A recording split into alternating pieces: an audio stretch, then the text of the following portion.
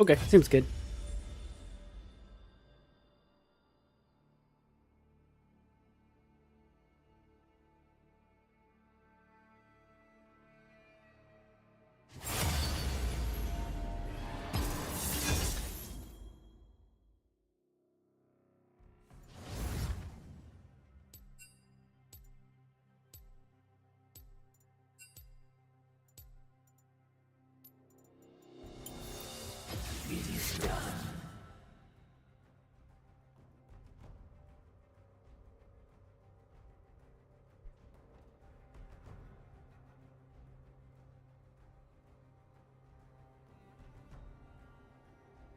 Are my teammates' bans?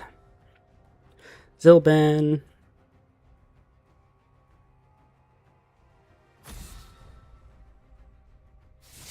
Two non-bans. Are they dodging? Faster to ban if you're dodging.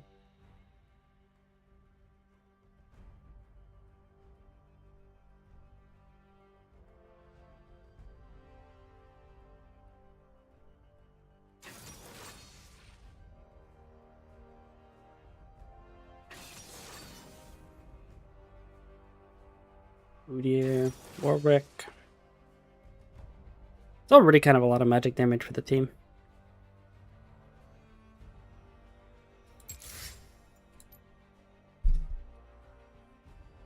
Wonder what my AD goes. It's banned, so we could be okay. Not cat, definitely not cat. We could be looking at Akshan. Is that out? Pretty much. Oh, Akshan Yone. Timo. Okay. Well, we're definitely playing AD. Playing Akshan then.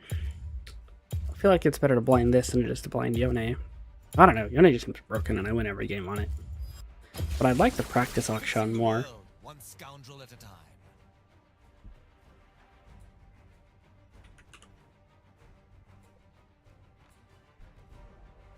Personally. Yasuo, I don't think it's a great matchup. Maybe I play Exhaust. Wonder if Exhaust is just good this game. Really? Is this Hubris Collector build any good? I feel like it's not good.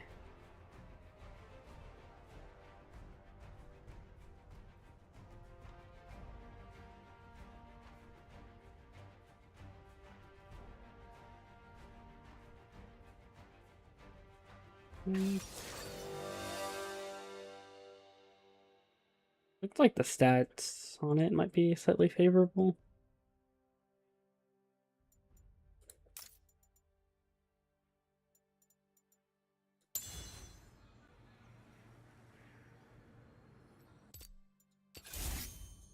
I'm gonna play Exhaust. It's a little cringe, but I'm pretty sure my lane is really bad.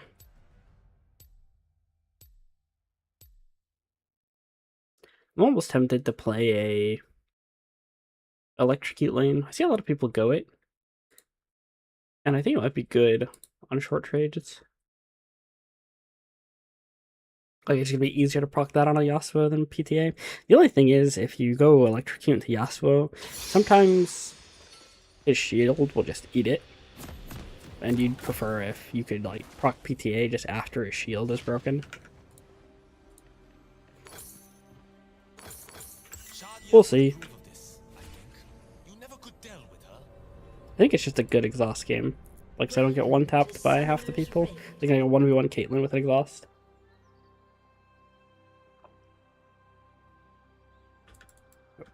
Come on, come on, come on. I've got quite a few tricks up my cape.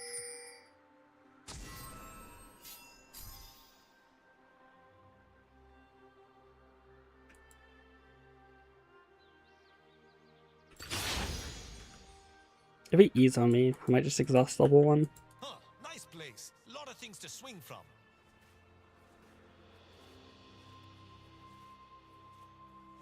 I don't know how you did it yourself, but you won't. Watch it fly.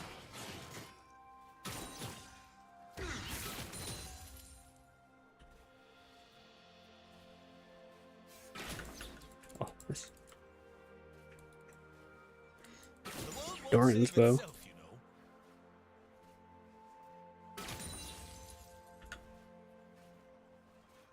So I got a big wave. I'm gonna hit 2 first, so he can't just like walk on me with E. Curse this nagging conscience of mine. Oh my lord. CSing so bad though. So we get this in, and we're just gonna let this bounce, and then we're gonna play towards the front of our tower, and hopefully maybe Warwick will gank him. But at least we shouldn't be able to die if we just play back and kind of wait for my exhaust. I just go to 30 frames. What? There we go. No damage on that yet.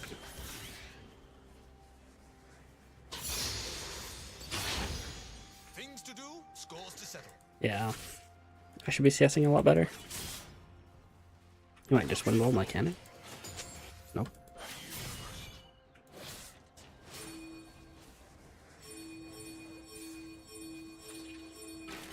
I live by my own code. Don't be an expert.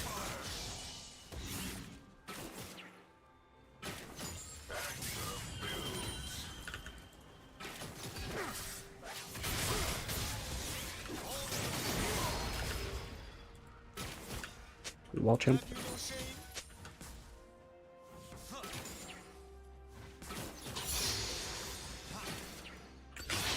I just wish I wasn't CSing so bad, because like otherwise I've been playing the lane well. A villain will show you much when they don't know you are watched. First blood. An enemy has been slain.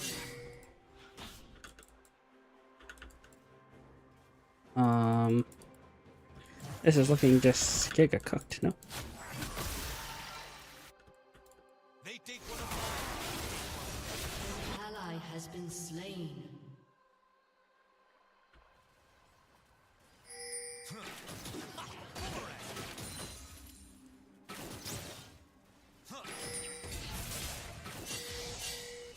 how well I know the silence of a lonely universe. Just get this in. Let's get a recall here. Kind of down. Let's see if he lets me. You just can't. You take Asuo. He just pushes too fast. Kind of annoying. How much cheaper is Hubris? Maybe I should just try it one game. 200 gold cheaper. And I don't have to build a pickaxe. Take your comeuppance. And Collector is easier to build than Storm Surge.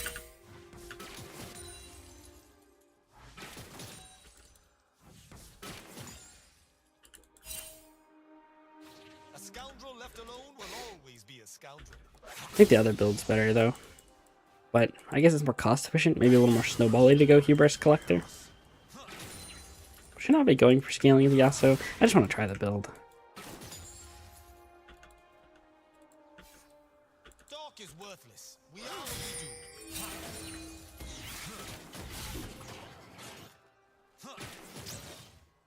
What damage?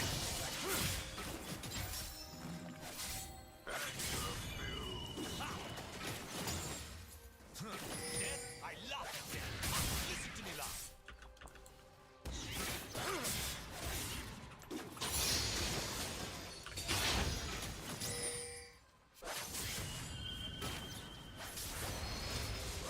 An ally has been slain. Desserts coming right up.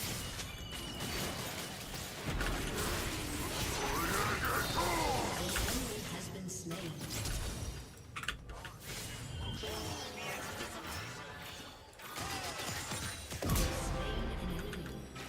Can't lose. Now everyone's happy, except you. Watch your head. Only one way out. Well, I can, but you know, outplayed, whatever. An ally has been slain. Enemy double kill. Yeah, just go full towards the Hubris. I think that it's just better to get it as early as humanly possible. Plus, combat power in lane is awesome. I'm almost tempted to go steel caps this game. Some people just don't want to pay with their lives. I won't have to stack Letness either if I go steel caps.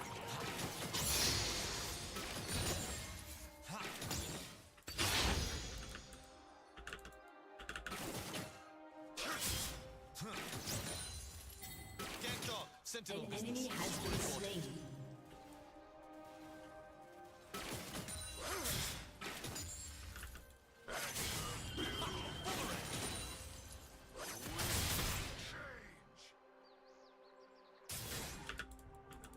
Once they see me, it is too late for forgiveness.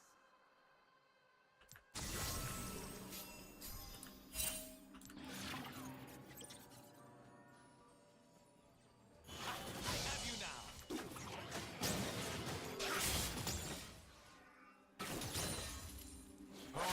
We'll see us done. Good trade.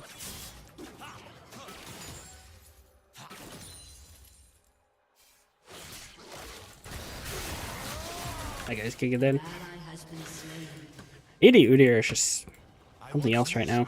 They gave him insane scalings, particularly on his W. I think it's like they gave him like 30 or 40% scaling on that ability.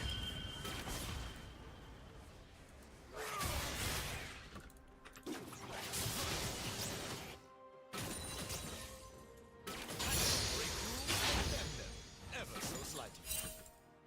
Use wind wall, so I can just shove this fast and either take a recall or a good rake. I don't know what we're doing. Watch it fly.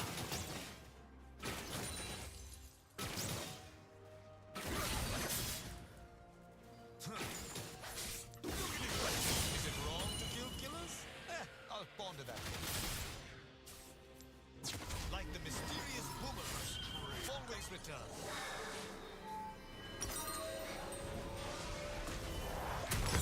Enemy rampage.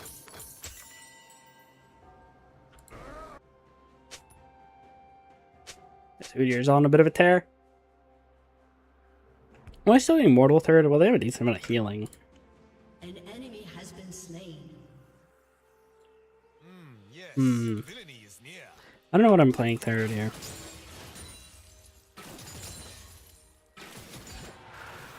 I got it. To the shadows. The scoundrels have. Who buys? Like no one, right? An ally has been slain. I'll just replace it with the blue ward. The thrill of going where you're not supposed to. Got scared by my own work.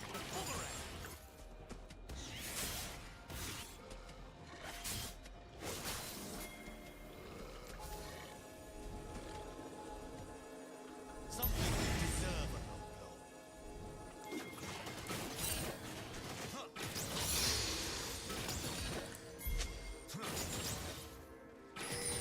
Watch it fly.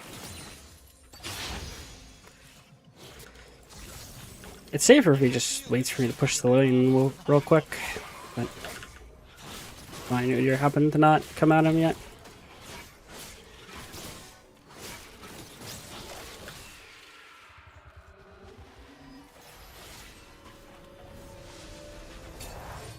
I hate shooting them in the back. I don't get to see their surprise. I'm taking base. Can't get my item yet anyways.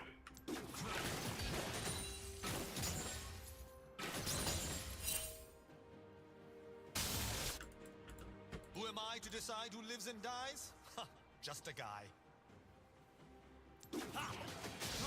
Out on this wave. He sacked his shield.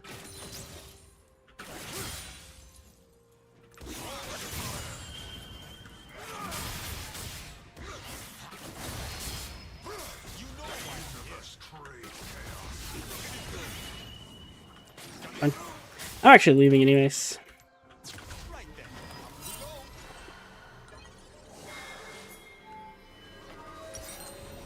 go. I have the base here. Just as what it is.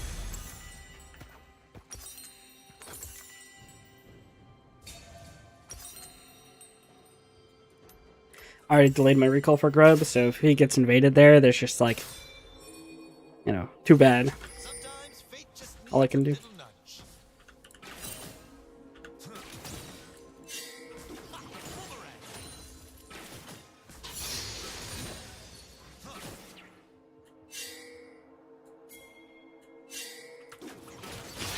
Defend yourself.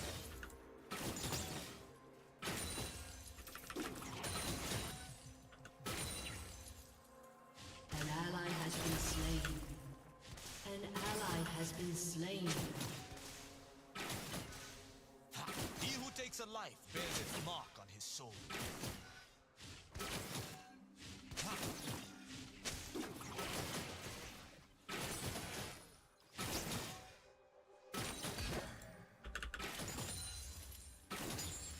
Watch it fly. Okay, villains, time to soil yourselves.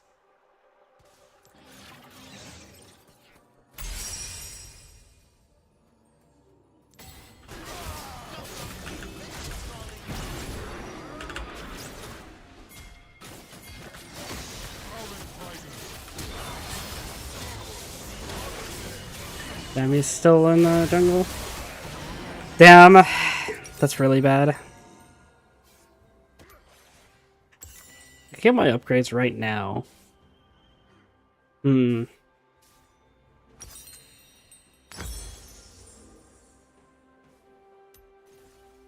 only getting. I wanted tabbies, but I can get these right now. I think I should just hold out actually, but I can't. I had something burning them. I can't even undo. Maybe my Q hit. Storm Surge, Rush. Oh, interesting. Yeah.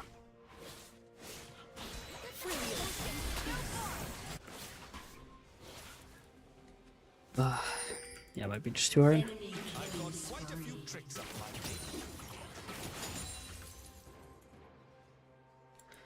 Where's Yasuo? The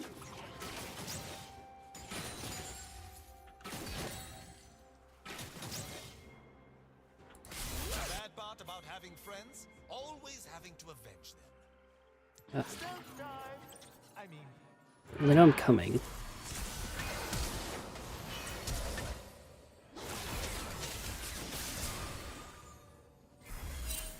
So many words. Oh, I got her.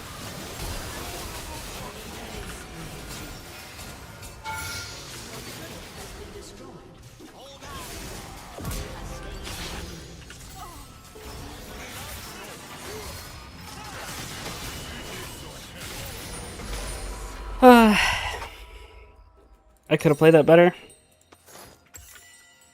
I think I should just look for better swing angle. I was hugging the wall to keep my invis, but I already knew they see me, so I should just come out here and then swing in, and then I can get more kills. I get my E swing, potentially get a reset, then I can find a better angle for ult.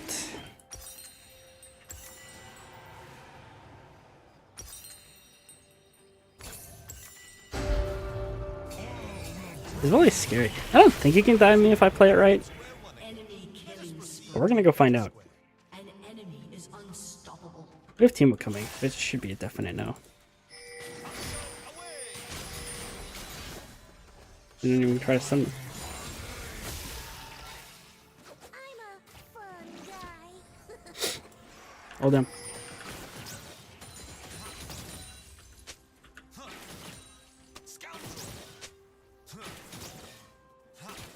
How do you get 1 damage on Storm Surge? Your turret has been destroyed.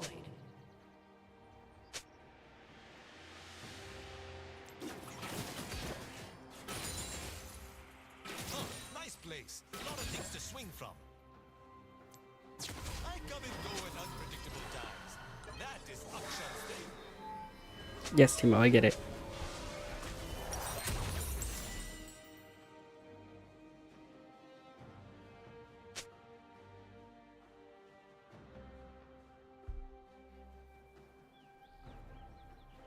The world won't save itself, you know.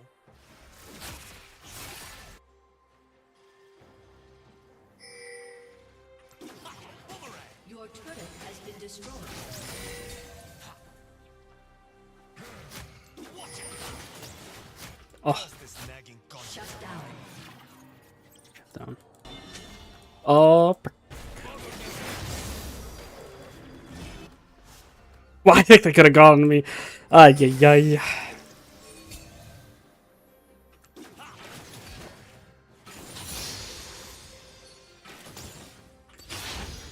People without grappling hooks. What are they thinking? This guy has a really good cut down. I think I could kill him. Wait, is Teemo low-key killing him? Okay, cool. That was quite satisfying. Okay. Wait, Timo is farming. You got Shiv, and I guess he's just online now, or what?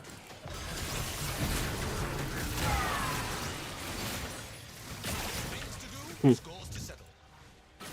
What? Look at it go. Please, no!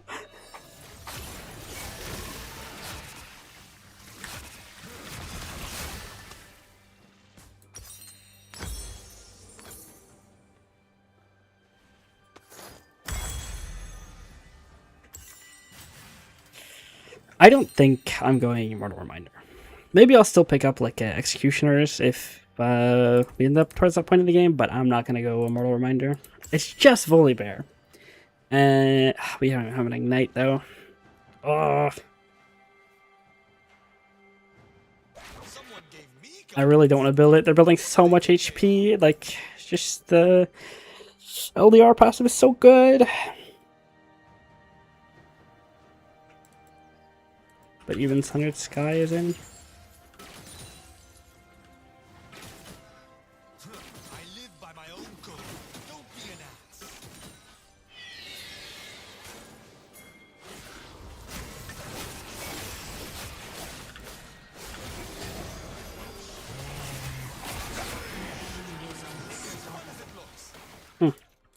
I have a feeling this wasn't a good idea.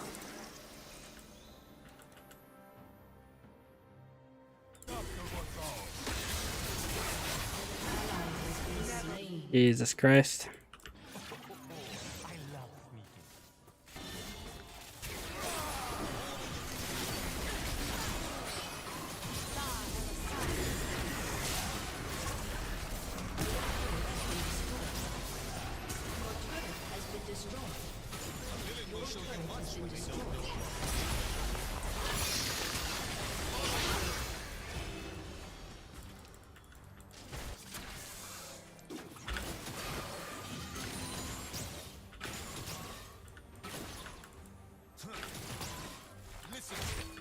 What happened to my Teemo? I feel like he's been off the map. Actually.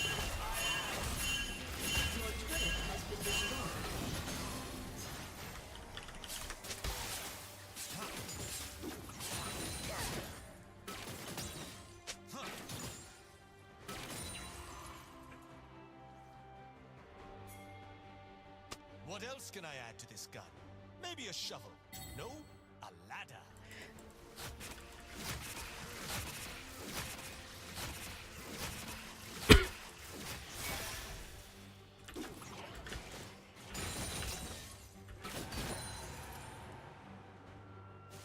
Don't use the absolver, they said.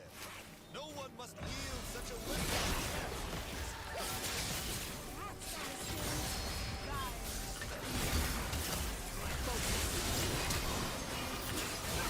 Baiting? Not baiting. Just bad. How well I know the silence of a lonely life.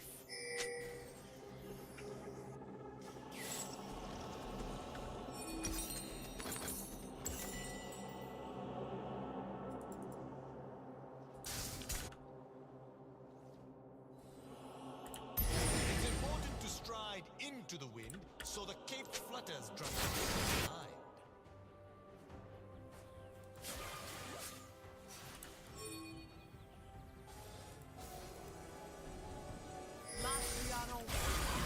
Wow. That was insane damage, by the way. Oh, still got cancelled there.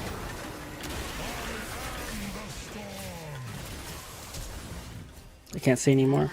Awards dropped. Damn. I didn't know you could get one shot by 2 millimeter.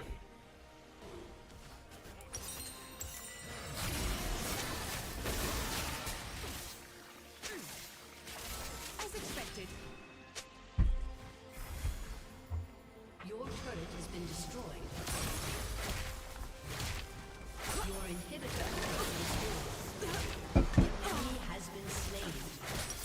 Your turret has been destroyed.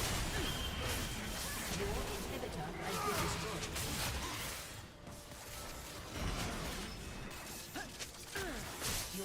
inhibitor has been destroyed. No shame in starting over. Ha, watch it fly.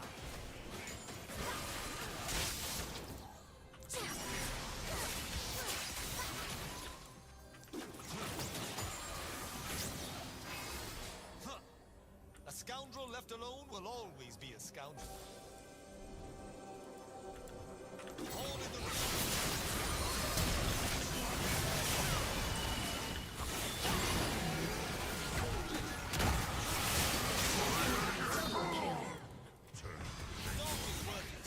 Uh-oh. Flash! I didn't need that much of that guy. Yeah, I just think I don't know, it's cheaper, I guess, because Your turret has 3k shows Hubris is 200 cheaper, and Collector is also 200 cheaper than Storm Surge. So I'd do more damage if I just went the other build, but it's, 400 more expensive. I feel like that's just worth. Like, it's fine. I feel like playing for a stronger 2-item spike is just like, okay. I don't know.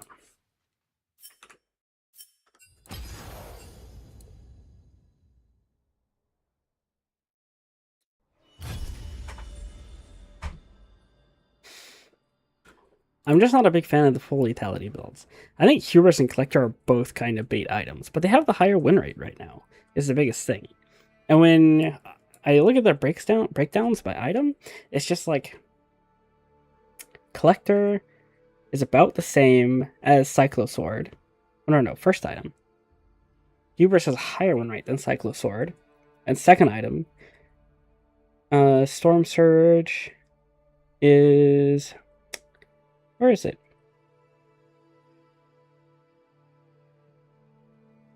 $52. Collector's $52. So it's about the same, but you have a slightly higher win rate.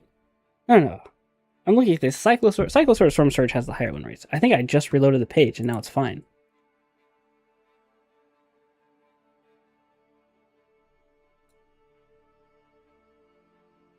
Why are these the higher win rate builds it's showing? Well, Analytics is being weird. It says Hubris Collector's higher win rate. Maybe combined win rate? But when I look at first item win rate Storm Surge, sorry, Cyclosword, and then second item win rate Storm Surge, it looks like they're pretty much both better.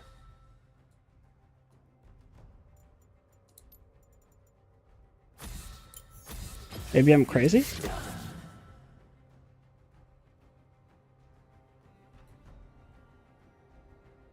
Huh.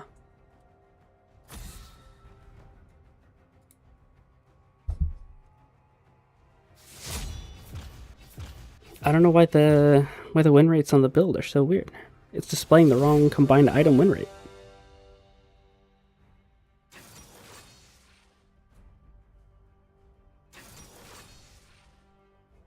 Well, next game, I guess. Okay, so we're gonna have AP top Xin Zhao, we have our Draven. Maybe I can try out a TF game. If I have a decent lane for it.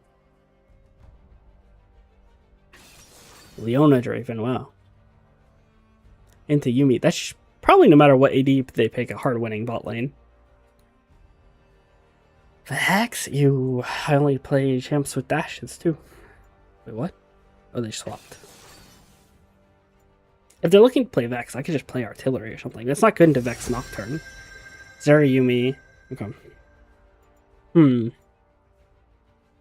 Ziggs might be okay. Zoe's fine, kind of fine at the Vex too. I've got Zed. Zed's better. I think Zoe's the best champ I have with Zed. And I can roam bot on this. And it's a pretty good blind. Let's go to Zoe. This is probably what we're running. And then I'm kind of hoping we're still playing the Vex.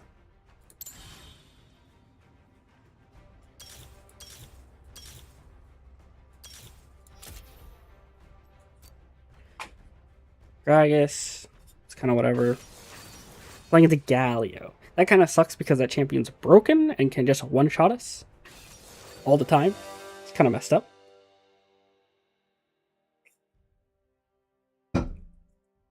And he can match our roams.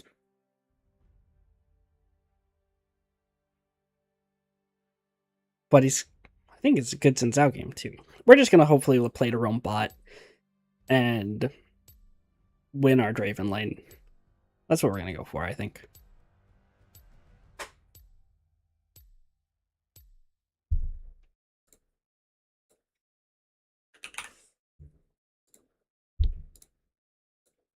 Am I solo AP? I am. So we can just run Ludens, and then probably Shadow Flame, maybe Storm Surge after our Lich Bane.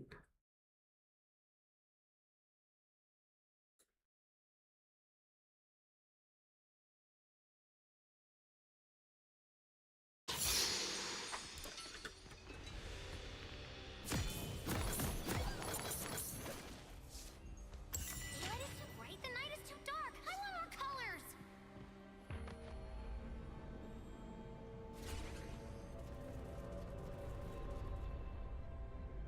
Welcome to Summoner's Rift. Well, at least we had some. Minions have spawned. Oh, my Warding Raptor's here. I think Zed's doing it, so I'm just gonna... That's all I can do.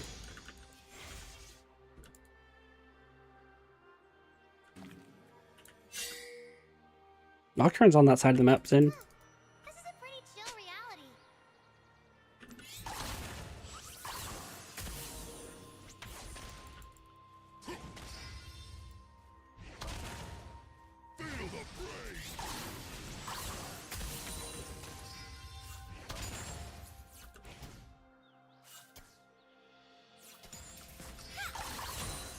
Oh, I missed one.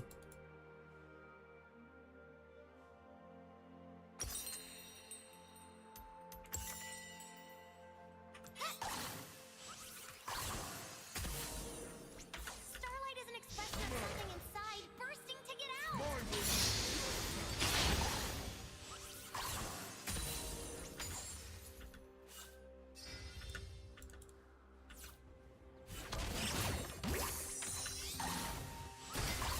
Ah, that was nice. Okay, noted.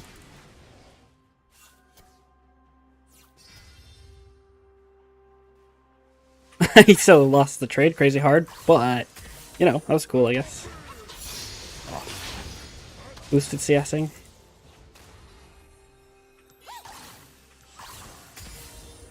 The wheel turns, day becomes night. Time to make colors.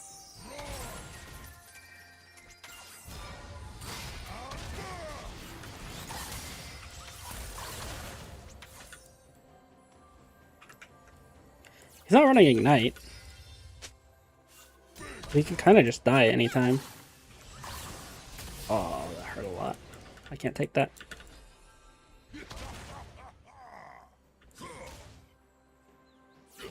I could die if I get hit by any. There's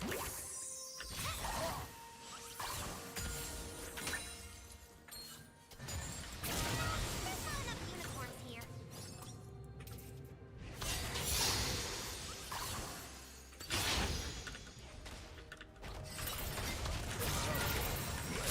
No, I'm so bad. All I had to do was flash the E, and then I can at least trade flashes with him. That was really embarrassing. I'm just so bad at laning.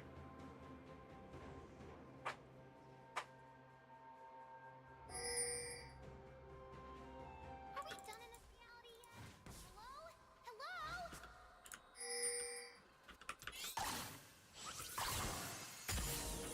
He's Aftershock, so he's probably coming back with MR. Oh, right, I forgot his AP is in Zhao. Not so likely. An enemy has been slain. It's gonna be level 5 off this. But, you know.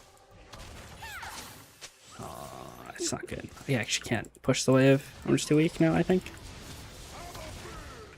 There is mystery in the stars. And mummies. Also gas clouds. And he's gonna one-tap us. Kinda sad.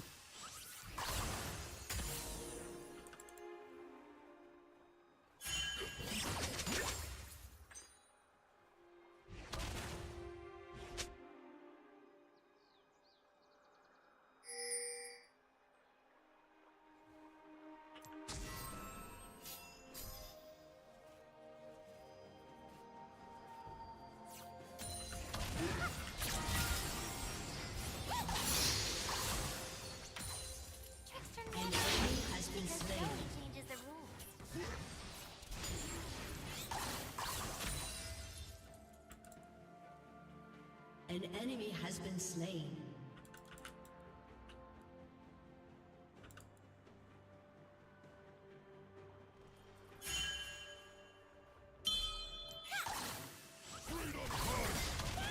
I missed. Right.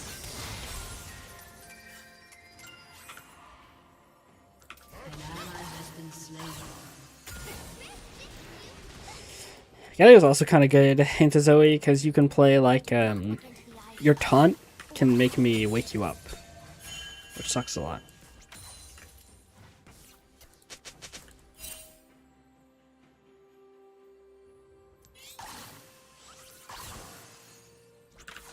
Just wake you alive. I'm not even like, seriously.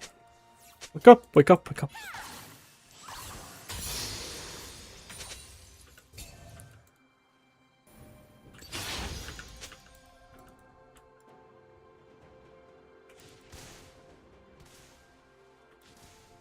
I wonder who's around.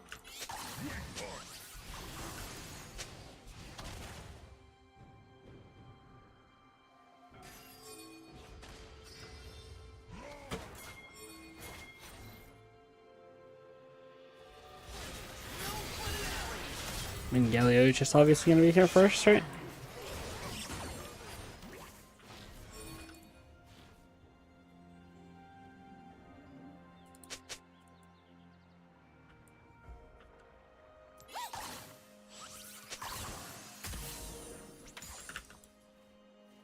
Well, it's just, I don't know, there's nothing I can do there.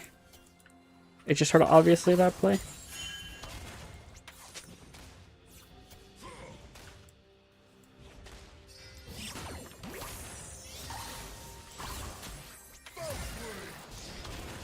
A lot of damage.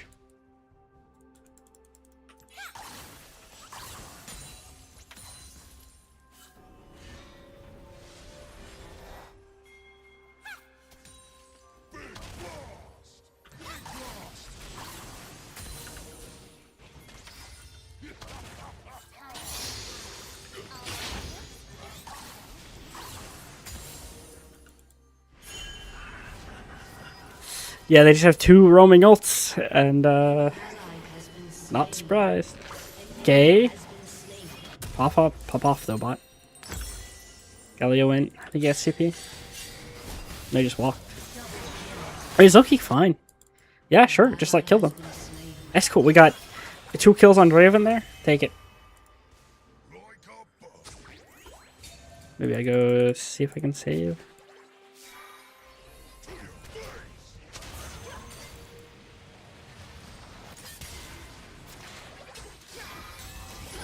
Oh my lord.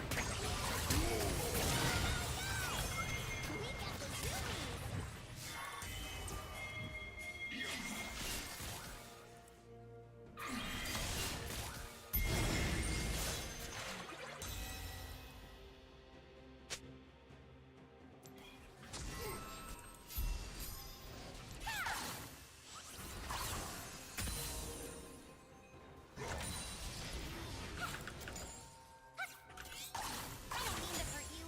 I just do sometimes.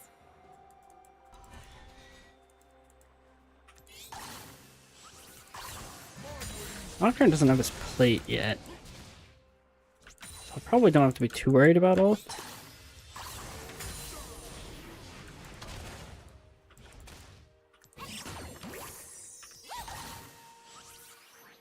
Wow, he gets really far. Yeah, last Galio I played against on Zoe was not playing like this at all.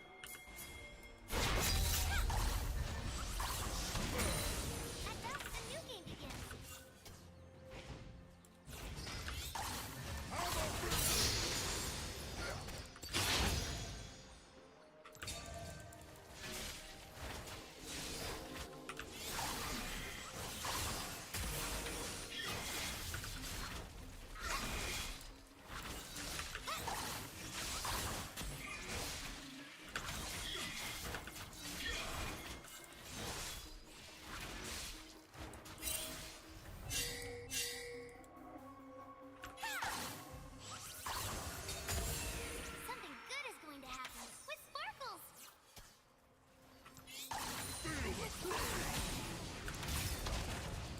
Yeah, he's got his full Hollow Radiance now.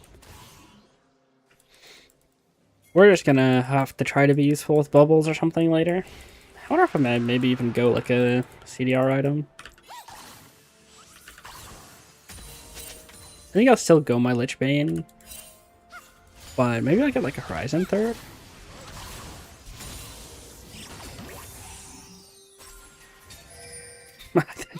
Oh, I don't think I can hit him. It's actually just so unfortunate. I just do no damage and then he'd E on me, and even if he didn't hit the E, I'd probably just take a really hard losing trade.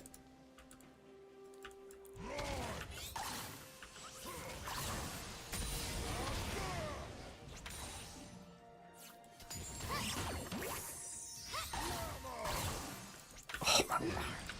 Why am I so boosted, guys?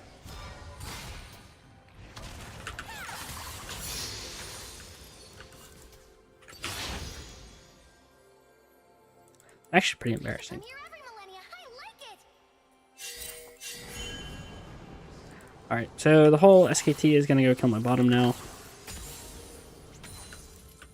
Yeah, the whole game plan got ruined by this. Galio planning on roaming bot, and he just outroams me, and he wins the lane.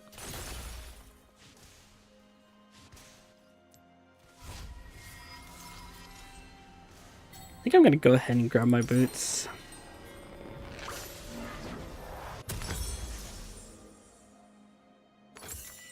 There are so I think I'll just be more useful if I get the haste first. Plus I have all my sums.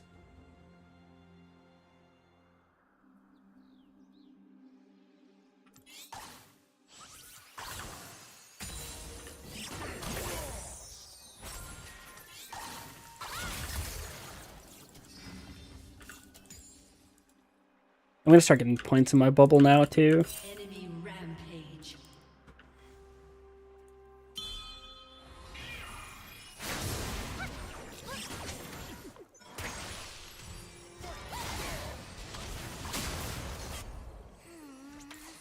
What do boys like?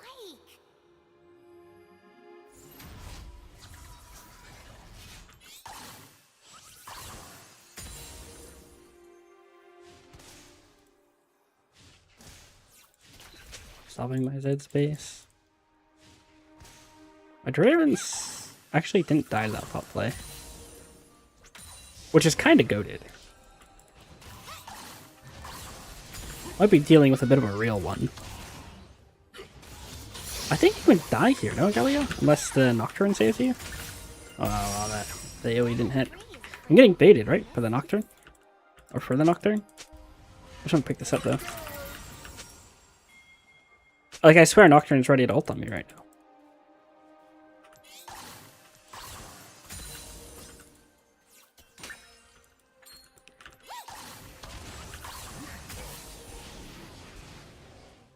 Is he trying to wait his TP? I'm not going to hit him under the tower here.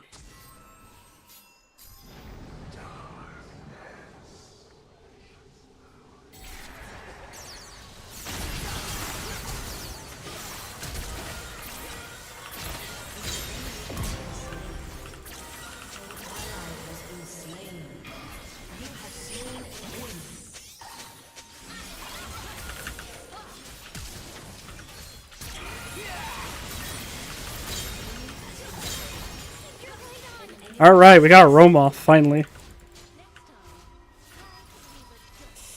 Oh, so big, so big.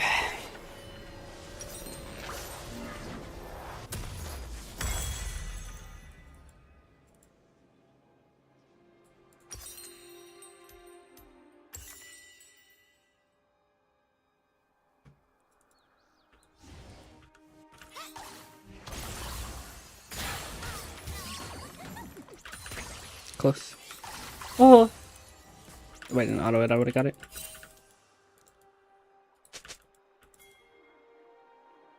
I have a shutdown now because my team's ahead. Kinda sad. Actually, Draven didn't get that cash out.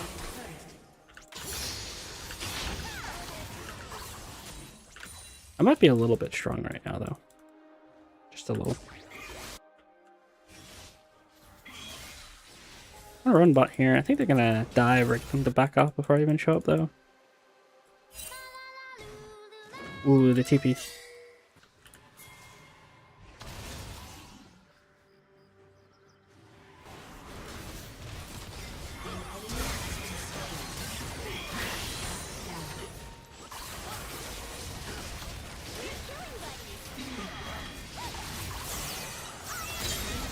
Burden kill.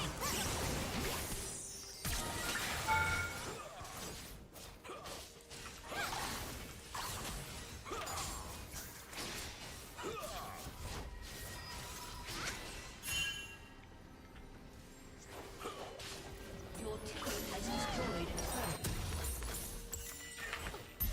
turret. Ba-da. I should start a band. Ch-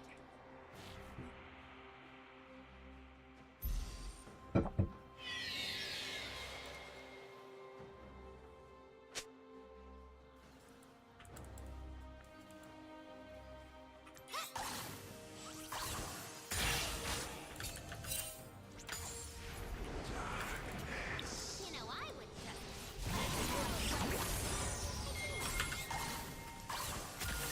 An ally has been slain.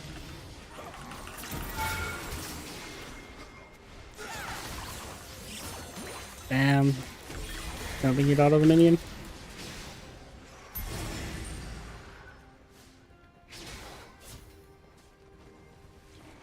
It's Shivs and Sao. I feel like this is not the good version of APs and Sao. I think it's just Dusk and Dawn, personally. Good listener, though.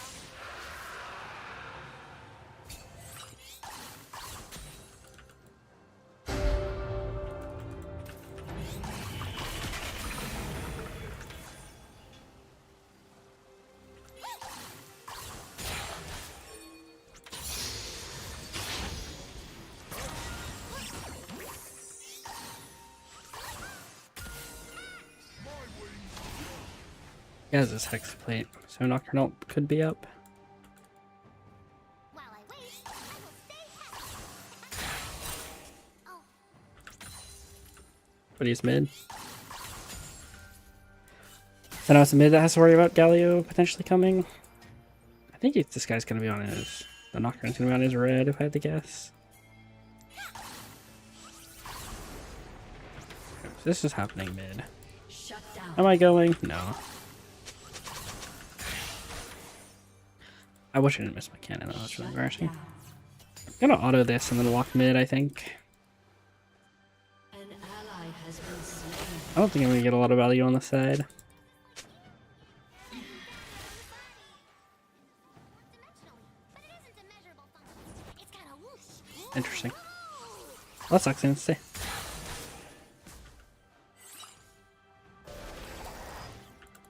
Damn. I didn't want to like flash or anything there because I thought if there Yumi shields, then I can't get through.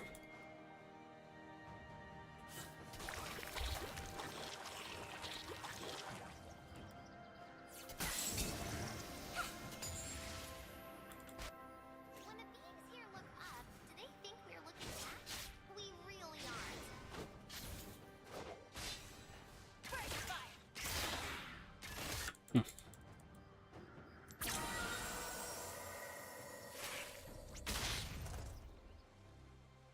An enemy has been slain.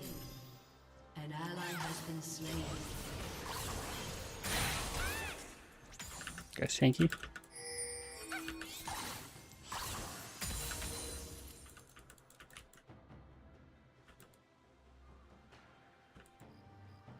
I'm gonna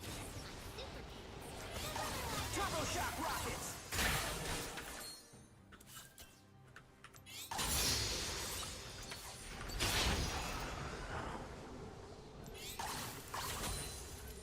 An ally has been slain. Rumble's walking up. Sucks. Enemy double kill. Enemy triple kill.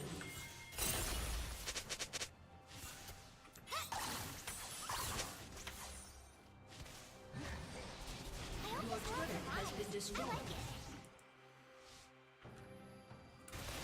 Enemy rampage.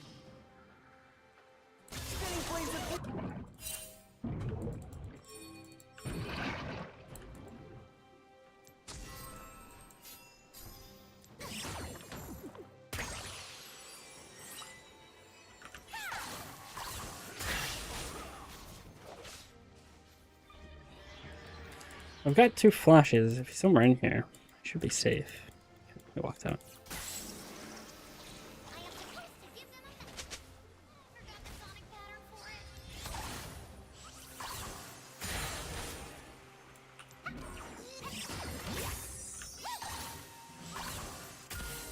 more of that.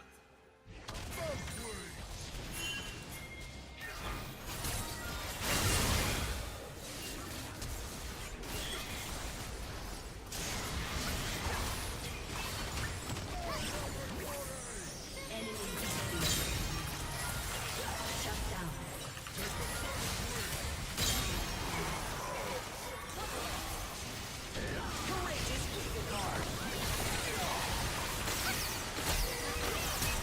Oh, I'm dead to the burn. I misplayed. Enemy double kill.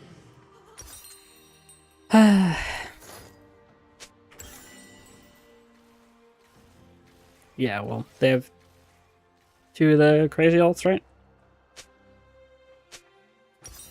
I had a lot of gold in the bank. Wasn't really the smartest fight.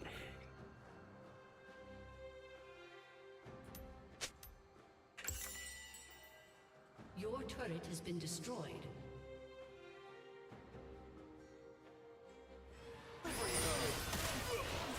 Enemy rampage. The sky has billions of explosions burning far away. How could you not want to see them? I did. They were pretty cool.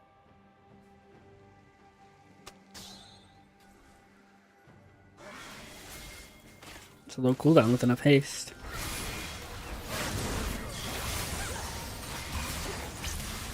That was bad.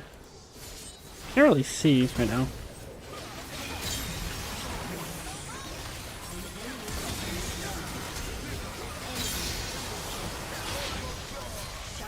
I think Draven just kills everybody. Look at this guy go. Look at him gaming. Look at my Draven. You know that guy's racist.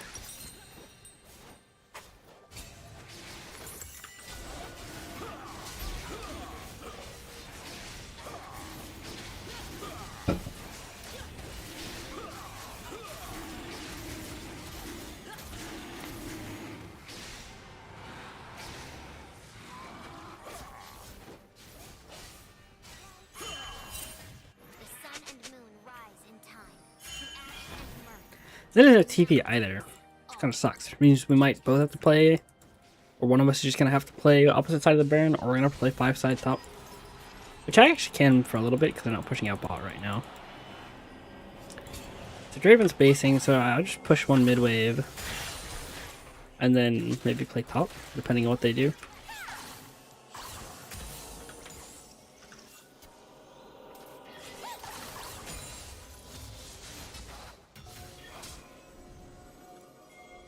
Dusk and dawn are the same, so there's actually 2 of me. Or I could be totally lying.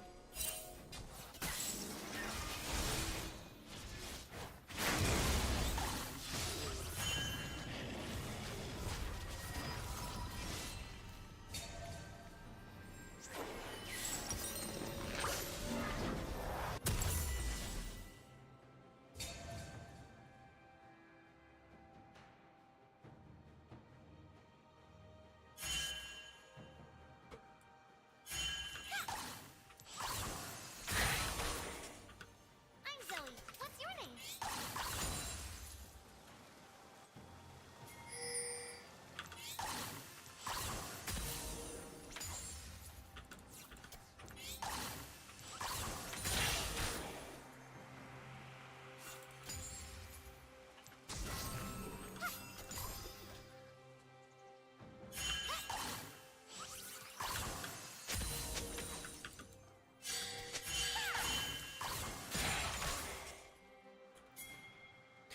Alright, got the wave pushed.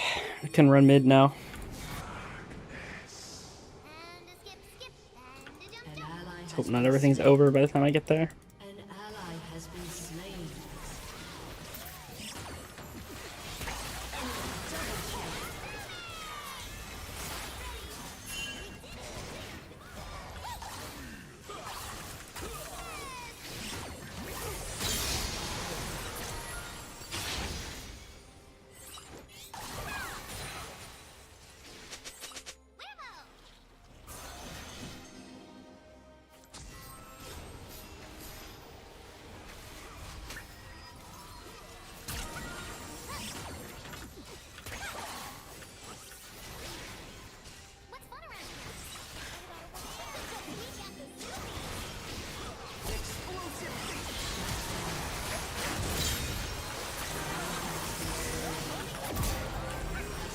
Oh, Dizzy.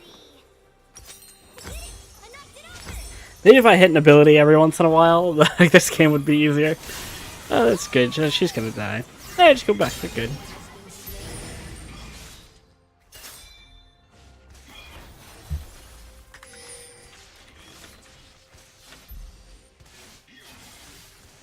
Your team has destroyed a turret.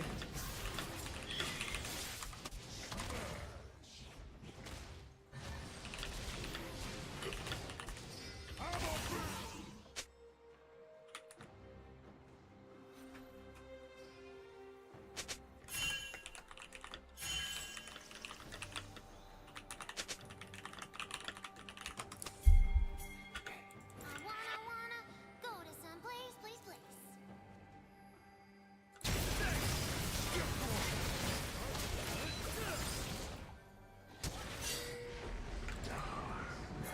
Third Drake coming up.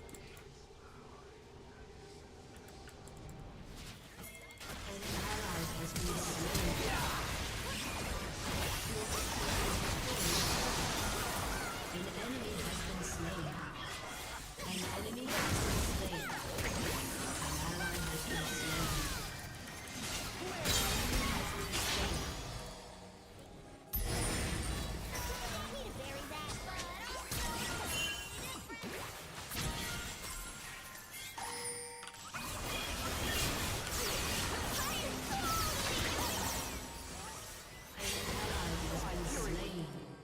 Enemy double kill. Whoops.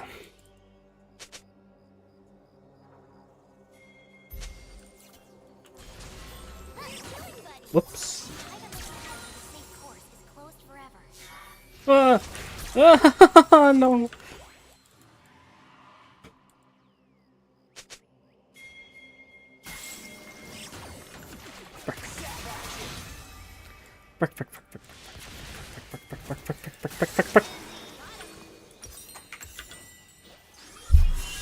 Oh, so bad. I'm so bad. I'm so bad. I just don't deserve the rank.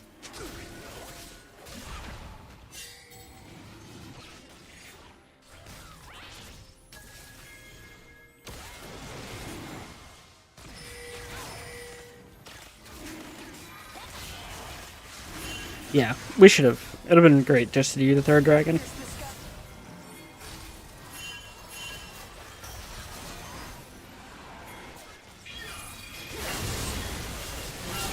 That's nice.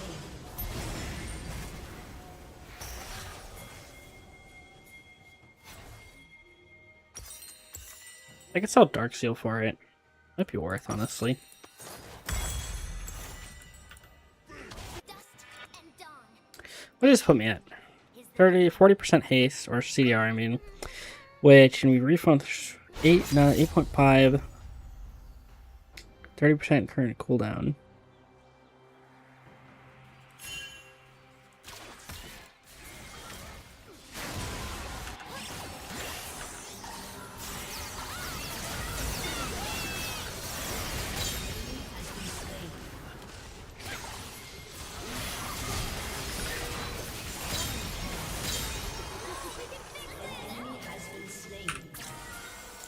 It means I bubble a lot. I like all of these things around me. And the plants.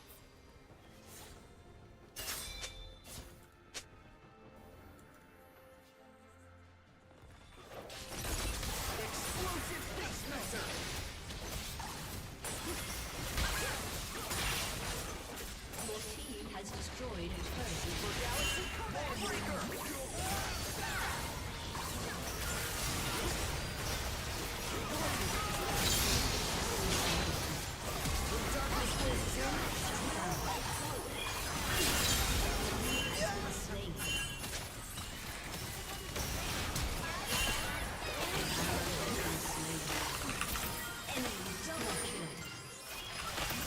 Damn.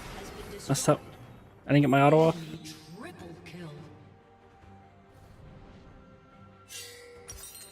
I don't do quite as much damage as I'm used to. I pretty much never go with the Horizon Focus item.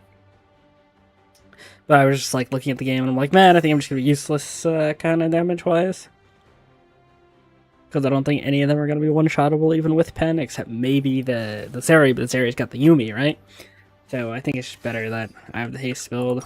But it just meant I kind of overestimated the damage there.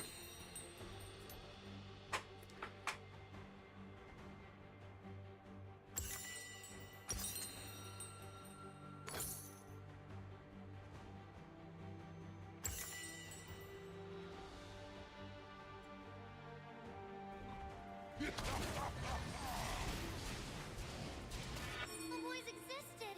Now I just want one to hold my hand and look in my eyes. A cute one. It's kind of fine, but next objective is Drake.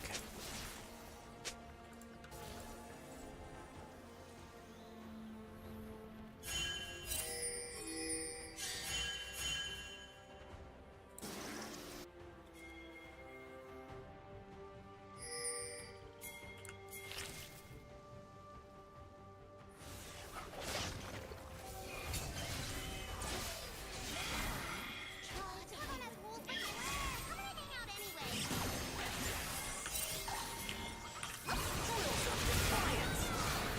It's a lot of damage. An ally has been slain.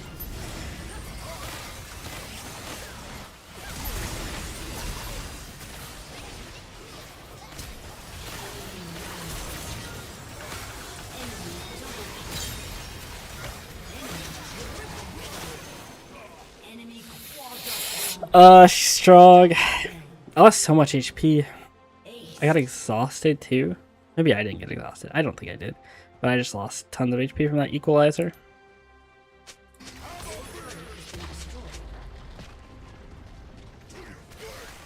We're losing the game here? Actually? Oh, I just played too bad, I think. Your turret has been destroyed. Your inhibitor has been destroyed.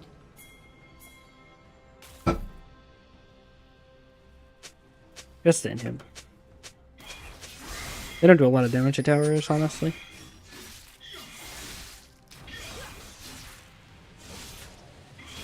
Daylight is too bright, the night is too dark. I want more colors.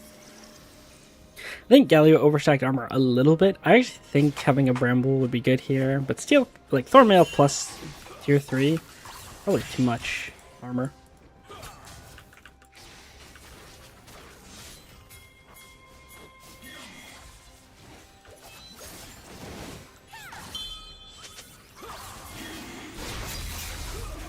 He's judging the range on everything, man.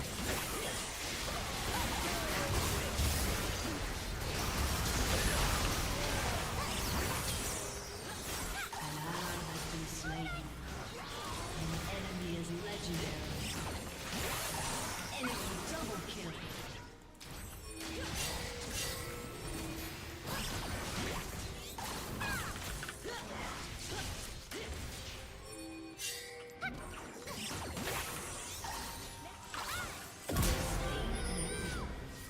They TP'd into our base. I didn't even notice.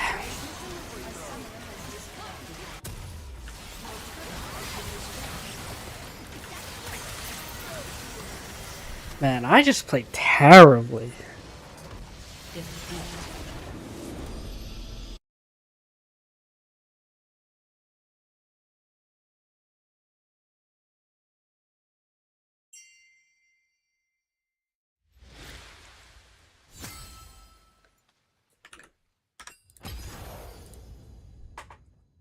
Try to do one more at least. Maybe end on a win. But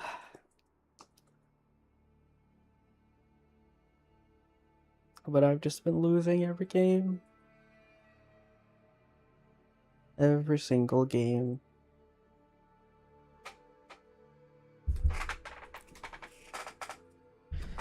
I broke my thing.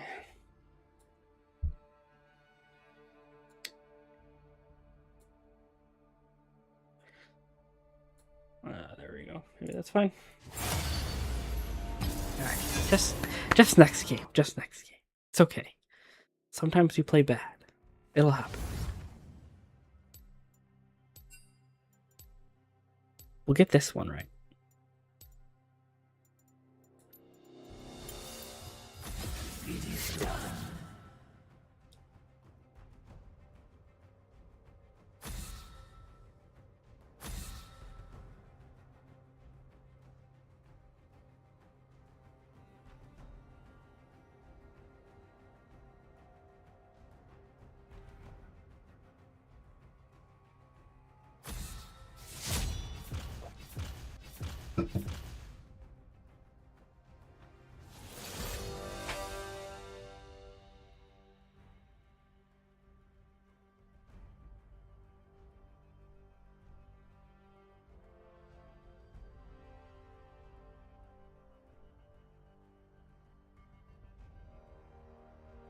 Come on, pick me.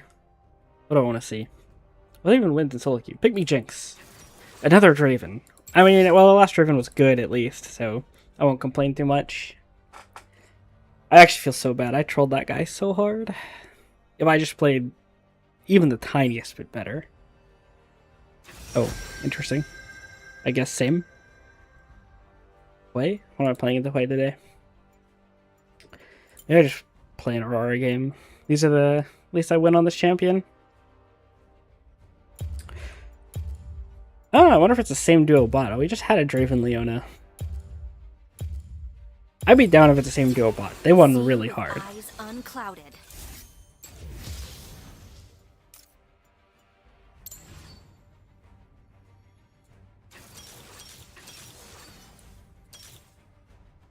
I think it's Xerath support. This isn't a Hwei top, right? I think it's just Hwei mid, Caitlyn Xerath. Which is probably harder to stomp just because of range.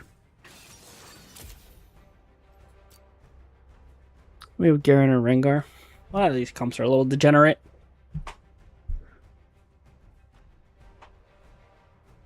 It's really hard for Master Yi to play. I'm surprised he saw Draven Leona was like, yeah, I'm going to pick Master Yi in this game.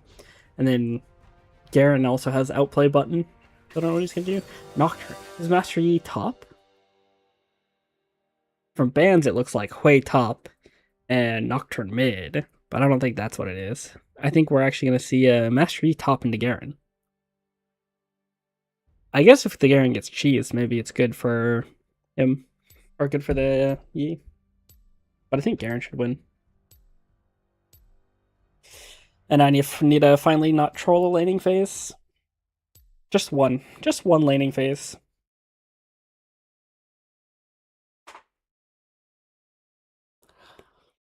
All right, come on.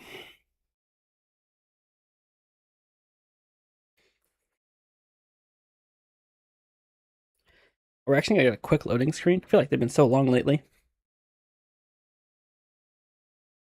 It's Xerath and Hwei support. Huh. Hwei might be good into Leona, actually. If you get your fear off while she's Eing. Definitely better than Xerath. You have a little bit more counterplay. You can throw shield on yourself and things like that, too.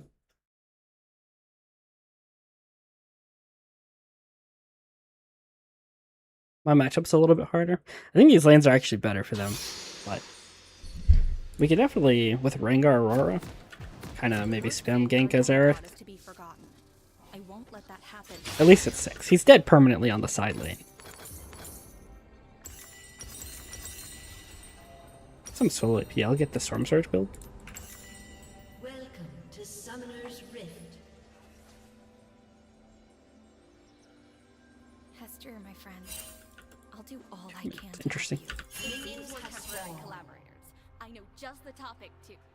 Where are you going? I should have ran towards the bush. That would have been smart. But I'm boosted instead. One moment.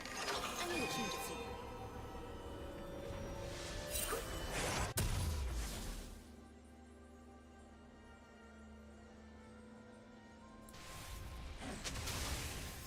He's pushing. This is fine. I don't think, wait, am I actually gonna lose first 3? By reviewing everything I've learned. I love I lost 1 XP. Goodbye, little Could be friend. worse, I suppose. I think I have to hit that. tough. So strange. Okay, well, I just have to live with it, I guess.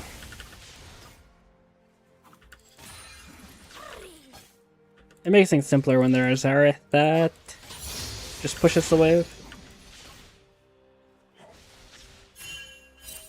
This is field research. I see your spirit.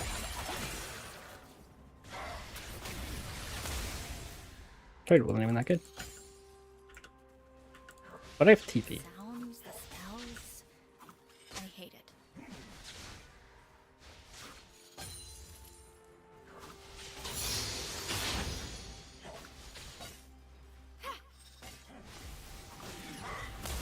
And I miss cannon. What a disaster. Auntie Hoppe would like to hear. She loves drama. I'm just gonna pop both my pots. And then probably look for one more aggressive trade after I get electrocute back up, and then look to TP.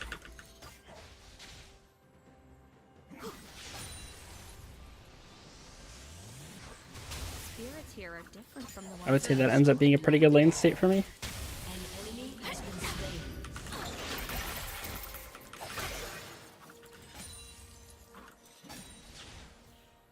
We just get Dark Seal refill on our TP here. Can I actually just push the wave fast enough? He might be able to. Everything is so expensive. Explain. Zareth has pretty decent clear early on.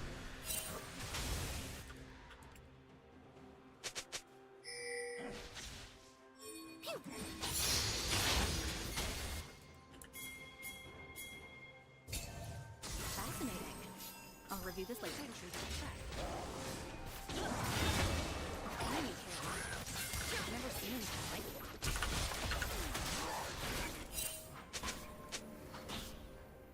Yeah, it could have been a kill. It's still fine though.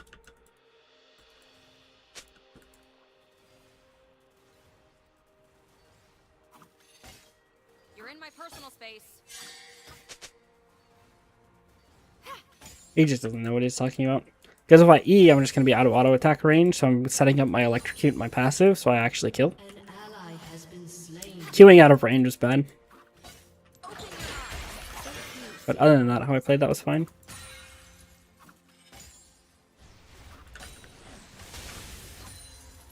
And I did use my abilities. I need to stop doing that. How can anyone be afraid of ghosts? They're adorable.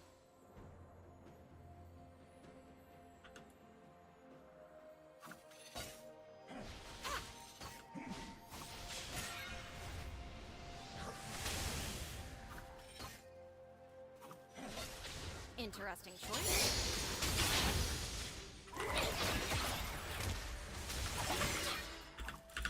Just a little outranged. Between worlds. Beautiful, isn't it? Would anyone notice if I just... Managed to tag him back at the end there, which is really helpful for me. Still this barrier though. It's not like I've got a solo kill angle or anything.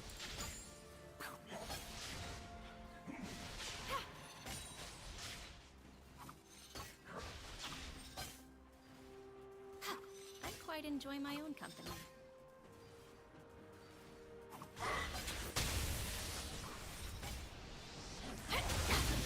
Ally has been slain. Oh, dodged ability. Wow. I see. Very interesting.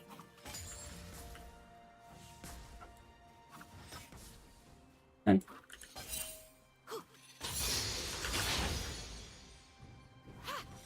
man, what is this? Getting skimped. Stay back.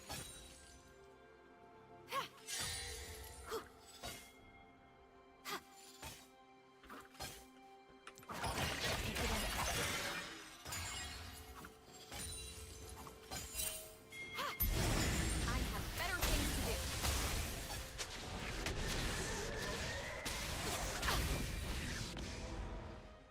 Okay. I'll return after a break. That's pretty okay with me.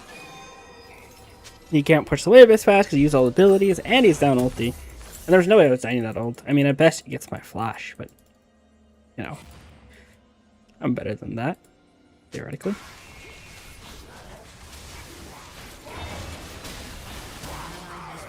The plan should low-key be to sit bot anyways. It's my job to cleanse what each person can do. Enemy killing spree. All I can do is ping.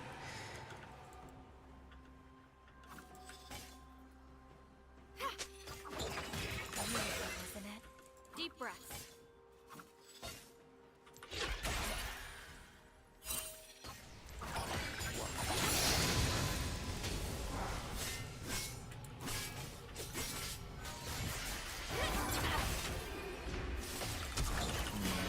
Yeah. Mind the detour.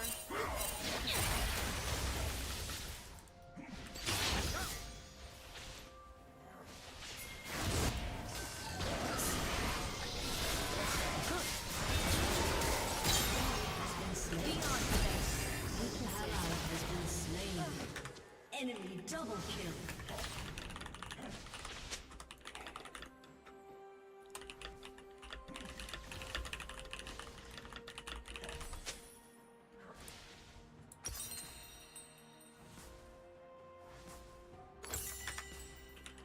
Okay, back to work.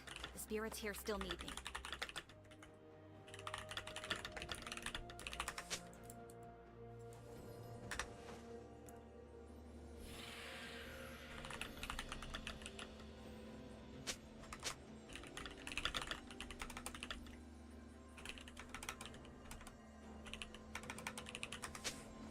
I like when it's quiet.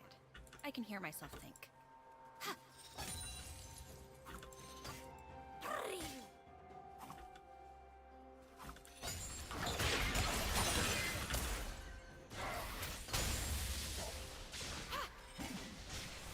Don't touch me.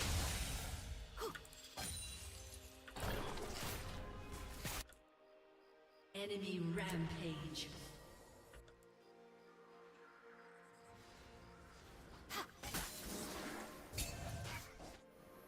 The spiritual balance here is...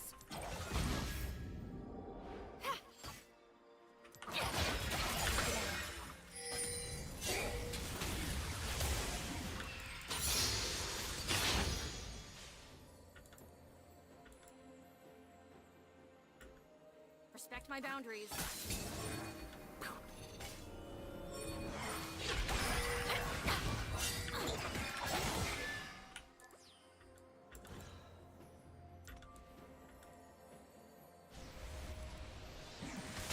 Leave me alone.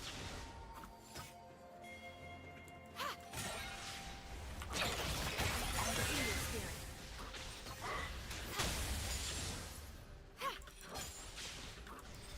Open your mind.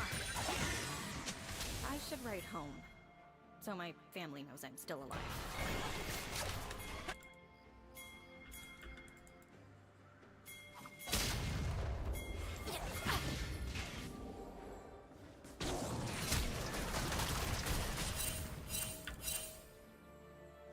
I see the spirit realm and material realm simultaneously. This blended world is my own, and it's beautiful.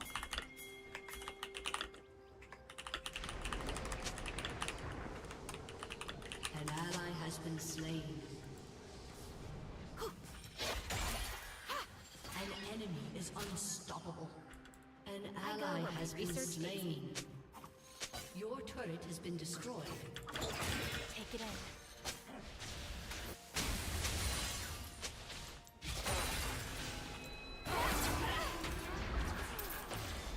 Crossing over.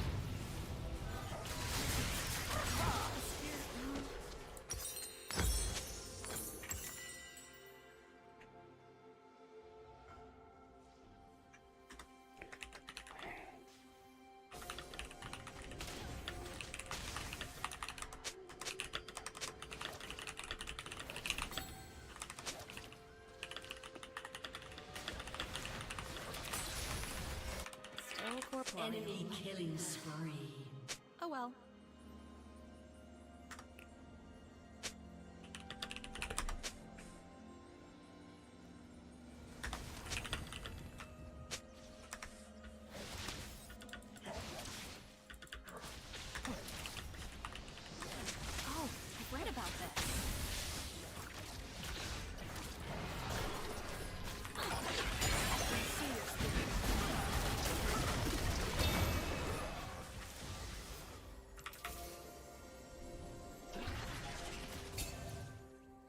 spirits are so lucky they're not people.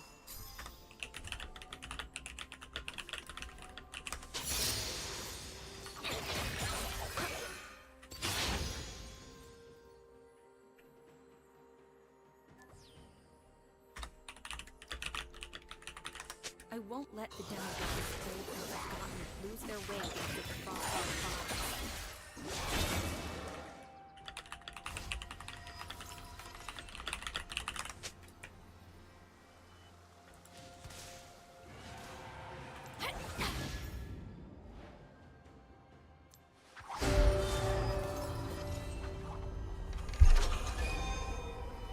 Shut down.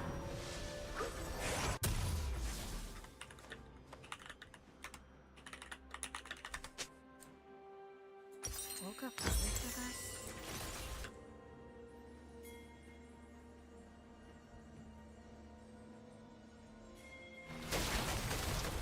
Your turret has been destroyed. Teach me An something new. enemy has been slain.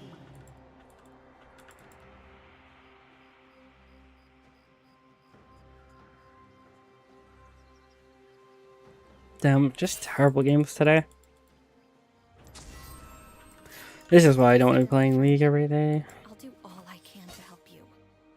Isn't it? Your team has destroyed a turret.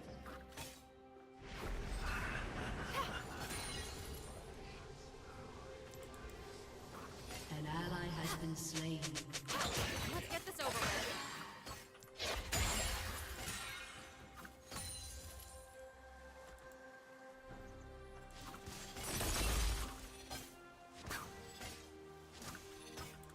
Keep up.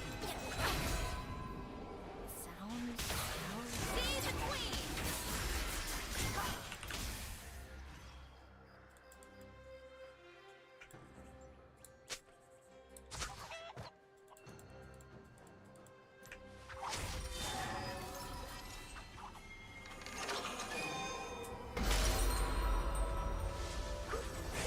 Asahabe would like it here. She loves drama.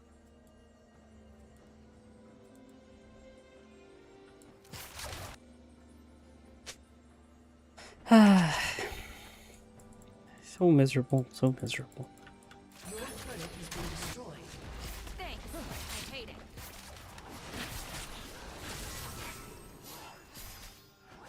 With eyes on clouds.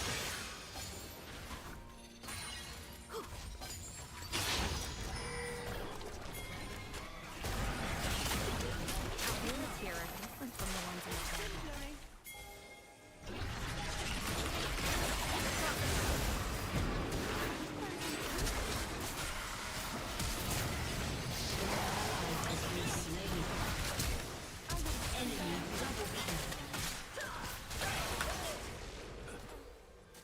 Enemy triple kill. It's so silly. A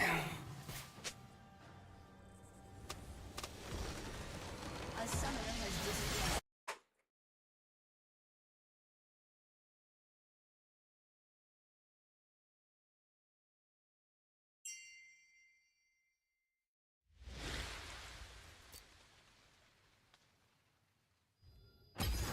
Oh, I'm losing so many games.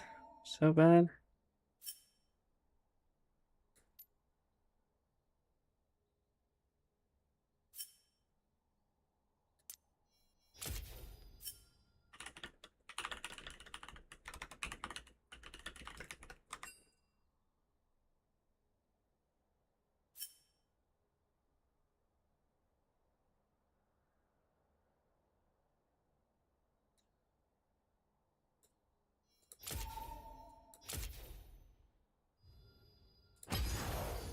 Whatever.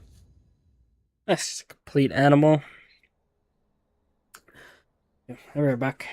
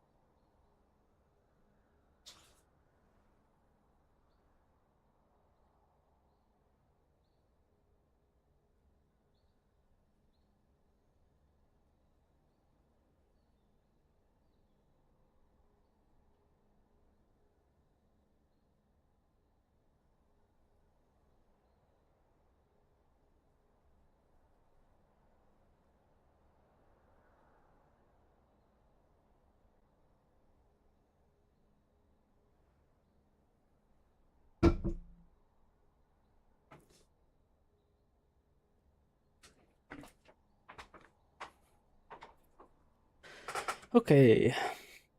Is working? Alright. I think probably then maybe I'll end up playing one more game. But I'm gonna try a little something. I saw this video from Azep before, and I kind of skimmed it, and it seemed good, but I saw this reaction of his to somebody that was sort of criticizing the video, but how it wasn't really correct about haste and everything, and so it got me kind of thinking a lot about like ability haste and all this kind of stuff. So I thought I'd just do react to this video and see what I thought. So afterwards, maybe I'll play another game, but we're just gonna like go through this real quick. Today we're going to talk about the most misunderstood stat in the entire League of Legends game, the ability haste. During Most season understood 16, stat. I hit rank 1 by Misunderstood abusing stat. ability haste stacking and snowballing an absurd amount of games. In this video, I'm going to explain to you exactly how to utilize ability haste to the high degree and why precisely it all works. One thing that I will say about ability haste is that I think the items that actually have a lot of haste on it, they are super cheap. Like, you build something like Horizon Focus, 25 haste for like, what is it, 2750 or something like this, and you still have 75 AP on it, and a vision giving passive, like, sounds pretty good. Now, I'm gonna admit that I was a little bit selfish, that I postponed making this video, actually, until I hit rank 1. And now, I mean, I'm I would actually too. gonna spill the beans, finally. So first, quick word from this video sponsor, Professor. One cool thing to help you focus consciously would be Professor, which is the sponsor Would of it- today's video, and it's absolutely free. It's a great tool that teaches you it's the free? game and helps you focus on certain aspects. You can look at your own stats, you can compare yourself to other people, you can even look up your own teammates, come up with plans, and practice your pre-lobby mentality, come up with different strategies, ideas, different contingencies. Oh, it looks like it to uses prevail. the Let's say League if of you wanna play Graphs around your identifiers. Pokemon, Like, I you see call up your Pokemon aggressive kind of looks laner like he's and things first like that time, on he it. doesn't know what he's doing, so It tells you sure, if it's you're gonna play auto-filled, theoretically too. correct, but then modify if you see him completely failing in that game, and then modify the strategy to It's a little improve your OP. chance. That's just a very, very good outlook on But the I game. guess Also allows you to you can look at kinda- different professional I think the players, matchmaking- which is incredible. I think the matchmaking, what is it? It tries to match the autofill players. Like, it tries to make them in the same lane. So you could probably guess who's autofilled if you just ask your teammates anyways. Valuable for you to become a better player. So yeah, check out the sponsor in the link in the description below. Okay, so in order for you to see why ability haste is completely misunderstood, you need to break your preconceived notions about it. The most common question I get is why I'm buying so much haste. Why are you Okay. buying so much haste? It has diminishing returns. You're just wasting your money. Well, that's not true. I mean, because first of all, they specifically changed haste so that not only it doesn't have a cap, but so that it scales linearly.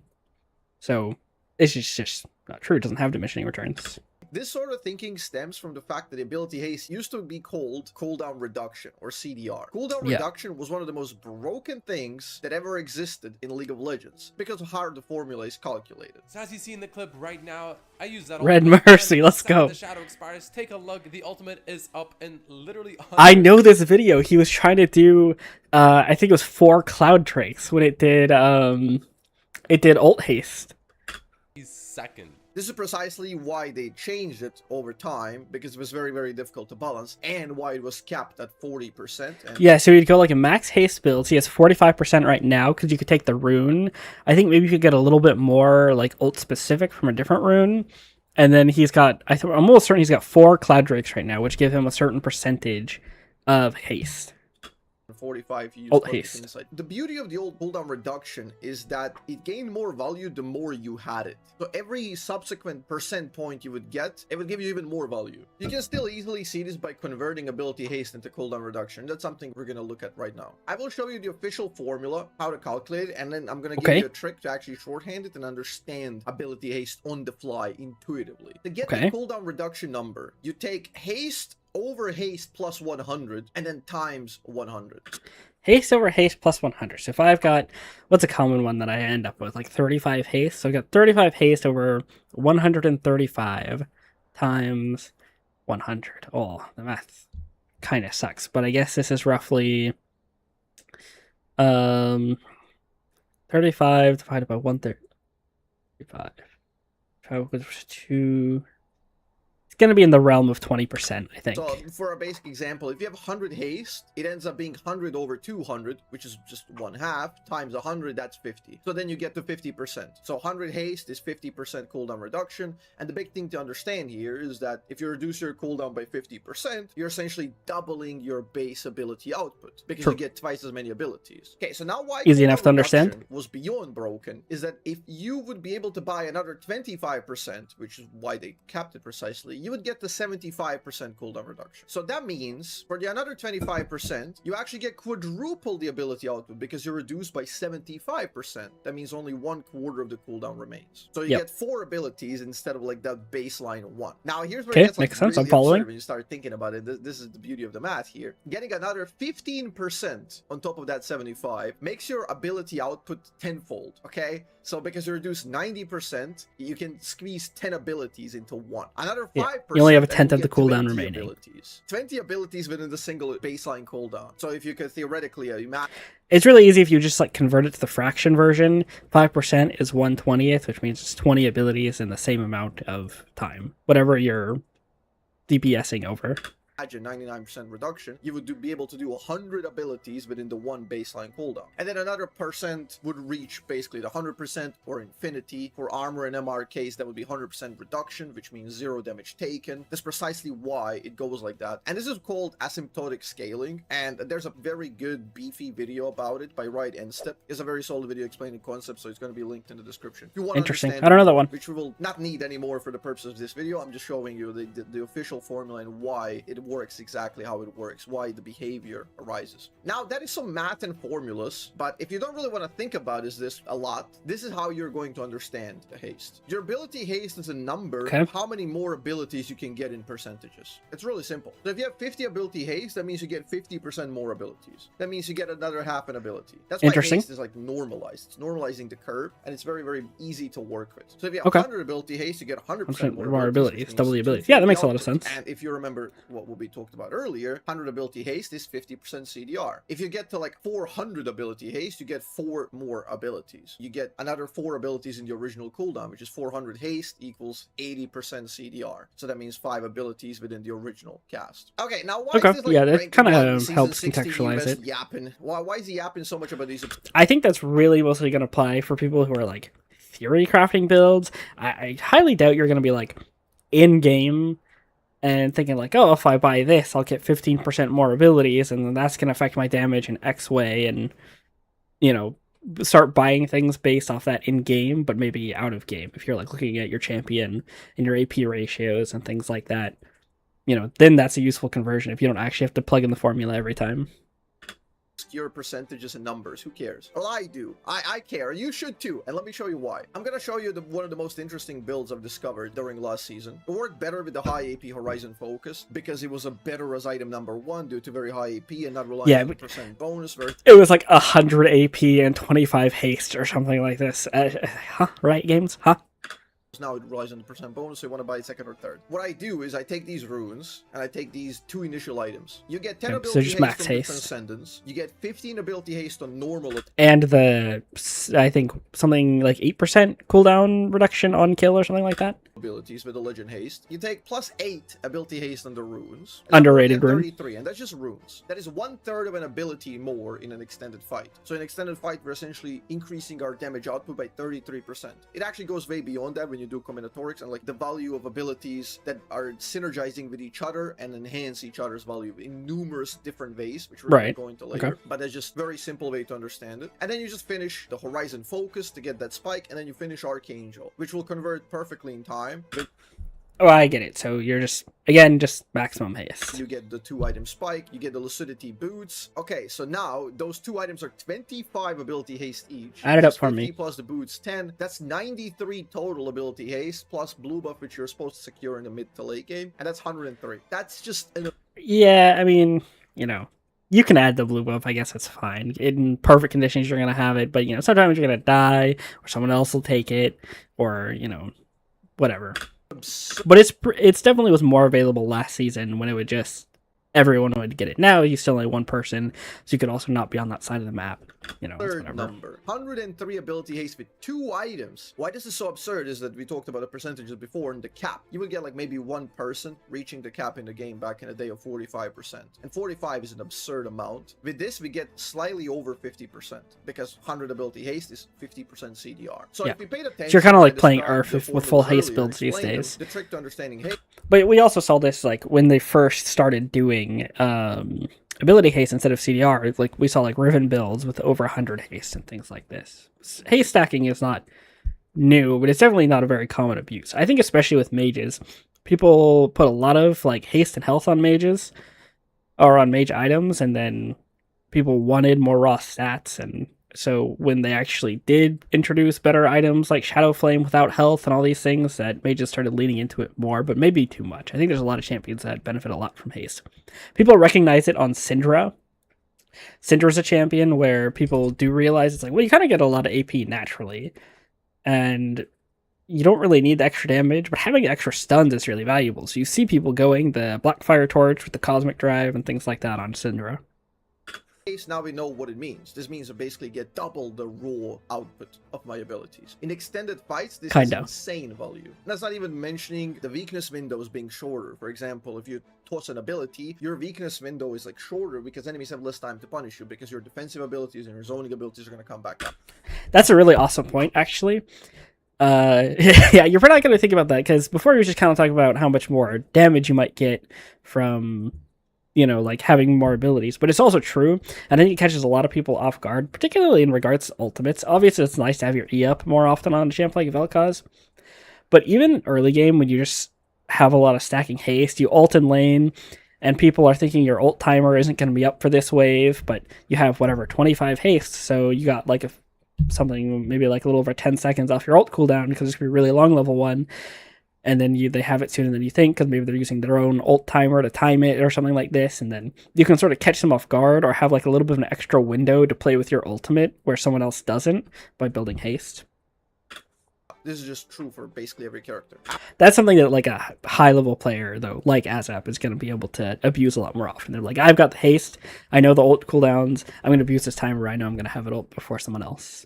After clearing the waves, you're combat ready much faster. You get crazy value from stacking abilities. For example, Vel'Koz has a passive mechanic where 3 ability procs are a passive proc, which is true damage. More rotations means more true damage proc, more passives proc, okay? Another value is seeding the abilities, which means that if you have 3 abilities up instead of 2 or 1, you're much more likely to actually hit all of them because you can use one ability to seed the positioning and get the other ability landed. Yeah, I've actually heard Azap talk about that before. It's a good point. When you have a champion that can throw out a lot of abilities like Vel'Koz, it's very good. What you're supposed to do on mages is use them to zone players into specific locations. Like if you watch a good Xerath player play, something they'll do a lot is they'll lead their shot even if they think someone might backstep because it'll push them further into their team. And I think Azap's very good at doing something like this. Well, he'll throw his E, and that's going to move them like into the W or vice versa, things like this. Most terrible clips in League of Legends, like Nidalee is too tanky, all of these clips really happen when people are getting their cooldowns one by one, and they start tossing abilities out of sync, without regards to one another.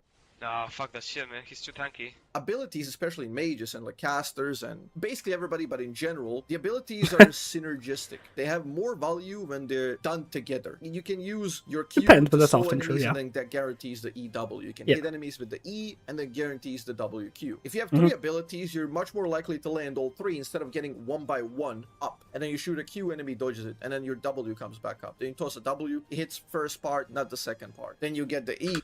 Also, a good point with Vel'Koz is you have 2 charges of one of your abilities. So you kind of have this ability that's like going to be on cooldown a lot. So you're just like always getting some value out of the haste. And when you're on Vel'Koz, your W is like a big part of your damage, but it's also how you clear your waves. And on the haste build, I think oftentimes you probably need 2 Ws, especially earlier in the game, in order to clear the wave. But it means you're going to have your combo up and your ability to apply your passive and do your true damage on your R much faster. and then you I think it's really good on 50% Vel'Koz, personally. dodge. And you just did 0 damage output. None of it. There's just no combination. Whereas if you had all 3, or like the cooldowns were shorter, you can wait 1 second, boom, you combine all 3 perfectly, and then you get a very nice combo. All of these are A little just specific, but yeah, sure. crazy Nice. values It's just an stacked example on of top each other. value you can now get. I'm going to do some mathing to show you the raw power output, and I'm going to take a very, very radical example here. Something that's like expensive and you're not really going to get it very often. Like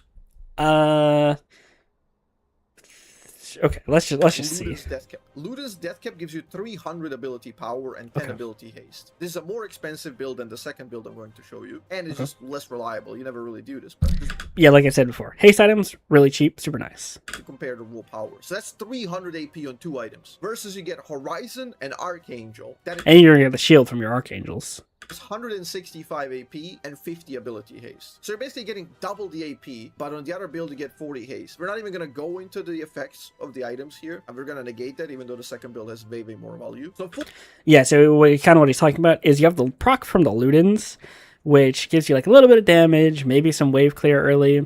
But the other one, you have the vision effect on Horizon Focus, which I think is like insanely valuable. I think that's super great, especially on a champ like Vel'Koz. You can like throw a Q into the enemy jungle, like hit someone with their blue buff. It's practically like you have an Ash hawk shot, depending on how good you are at throwing the ability. And then again, the shield, which means you live longer and potentially do more damage. But he's going to exclude that here. full combo on Vel'Koz, Q, W, E, and R, procs the passive twice for 60% AP ratio, hits the Q for 90% Okay. AP ratio, both W's for 55, 1 E for 30%, and full ult with 125. So let's say you miss like a couple of ticks of ult, it comes up to 400%, just for the sake of math. 400% gives you 4x your ability power. So the Luna's Oh no, Death I kind of don't like scenario where this is gives going. you another 1,200 bonus damage. That is a crazy amount. Just on the raw scalings, provided you landed everything, you get 4 times your ability haste. That's 1,200 bonus damage. Now, on the Horizon and Archangel, this measly AP gets you to 660 bonus damage only. So that seems like you get twice the value. It's absurd. And this is usually the aspect that's very easy for people to understand. It's very intuitive. You get ability power. You can just look at the ratios. That's how much damage you get. This is, again, not even talking about like higher chance, higher likelihood of landing abilities, the more abilities you have, and such. But let's go with this. This is 2 item spikes, so let's assume you're about level 13 when you usually get 2 items. So that I'm going to use the ability scaling on level 13. That's Maxed fine. out Q and W. So now, 2 passive procs times 137.35 damage. Q for 240 baseline. W for 275 if you hit both procs. E 70 and ult 700 damage. So that's 1,559 damage on base abilities. So in total, to get the damage, you take the baseline and combine it with like build number 1 and 2. Build number 1 and Wait, total he to said get on the base damage. ability, So but I that's think he included ult. I think he's okay. I think he's just not. He means he's not including item damage. 559 damage on base abilities. So in total, to get the damage, you take the baseline and combine it with like build number 1 and 2. Build number 1 ends up being on 2.7 thousand, 2759 damage, and the build number 2 does 2,219. So even here, you get much better initial. What?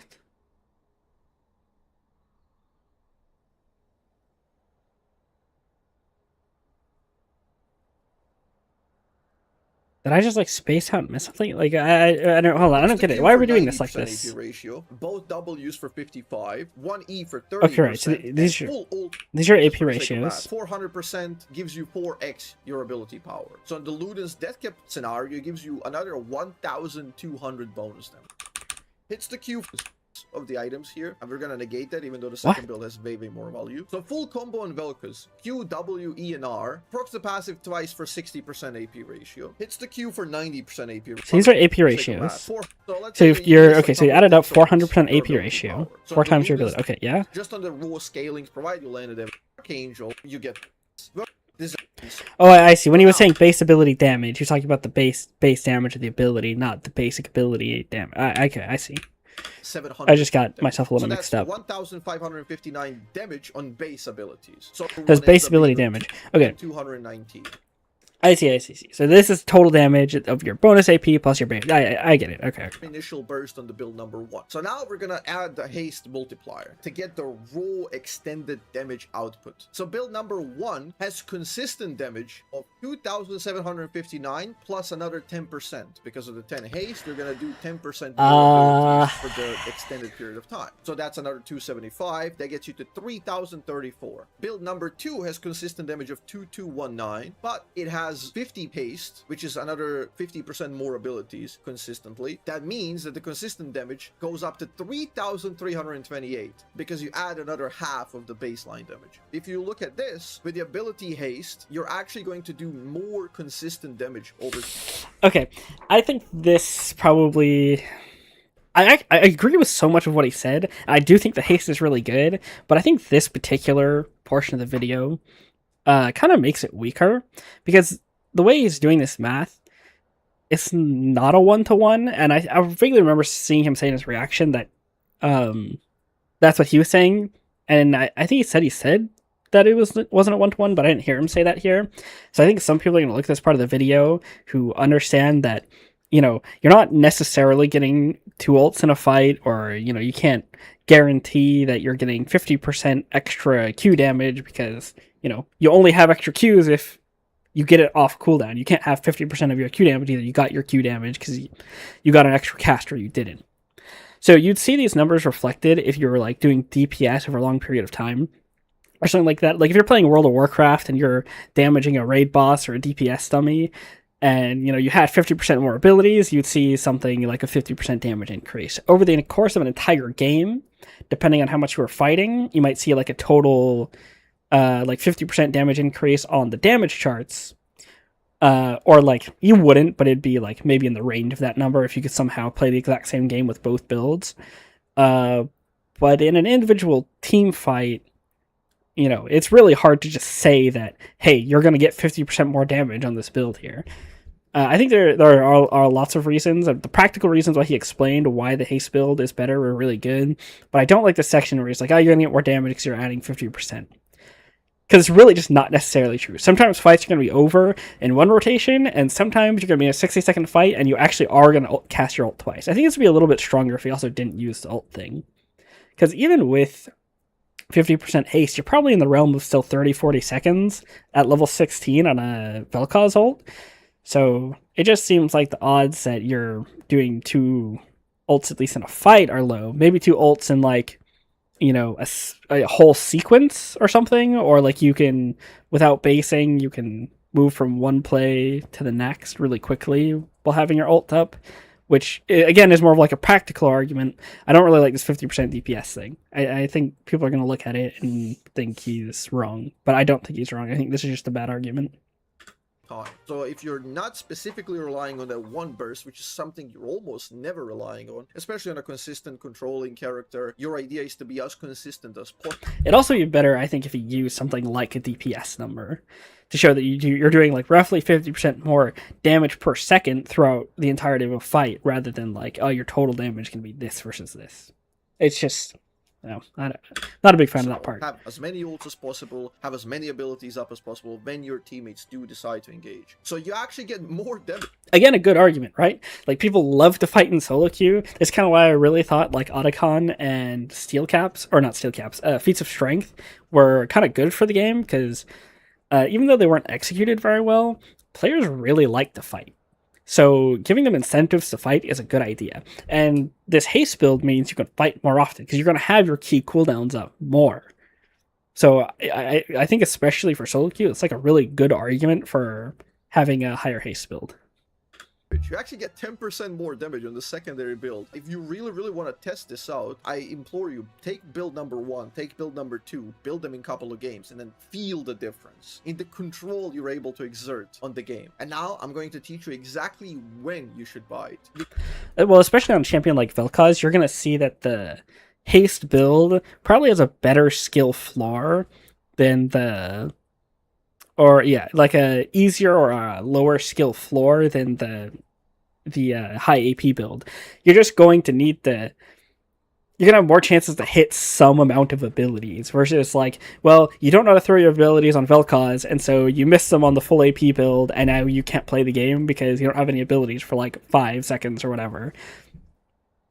You gotta talk about the damage thresholds. The general rule of thumb is when you're ahead, i.e. you reach the threshold killing enemy squishies in about 1 rotation and killing enemy tanks in 2 to 3 rotations. Then you just want to spam utility and survivability. These are the most impactful things you can buy. When ahead, buy ability haste. Trust me on this. It is by far the best thing you can do in any given game because it ups your consistency so much that you exert your impact and control over the game. You need to buy Banshees, you need to buy Zonias, you need to buy Horizon Focus for vision and haste, you need to buy Criploom for healing your team, shredding the pen, and then also haste. These are the best things you can do. This will lower the amount of weak point windows, which will render enemies' chance of making a comeback completely negligible. It will give you more control. One consideration to think about is when you're really behind in a game, then you have to make a very difficult choice, and you will likely end up going glass cannon, and that will be the most correct thing. There's no time for ability haste stacking when you're really behind. Ability haste is a luxury stat that you should be buying every game if you're on pace or ahead.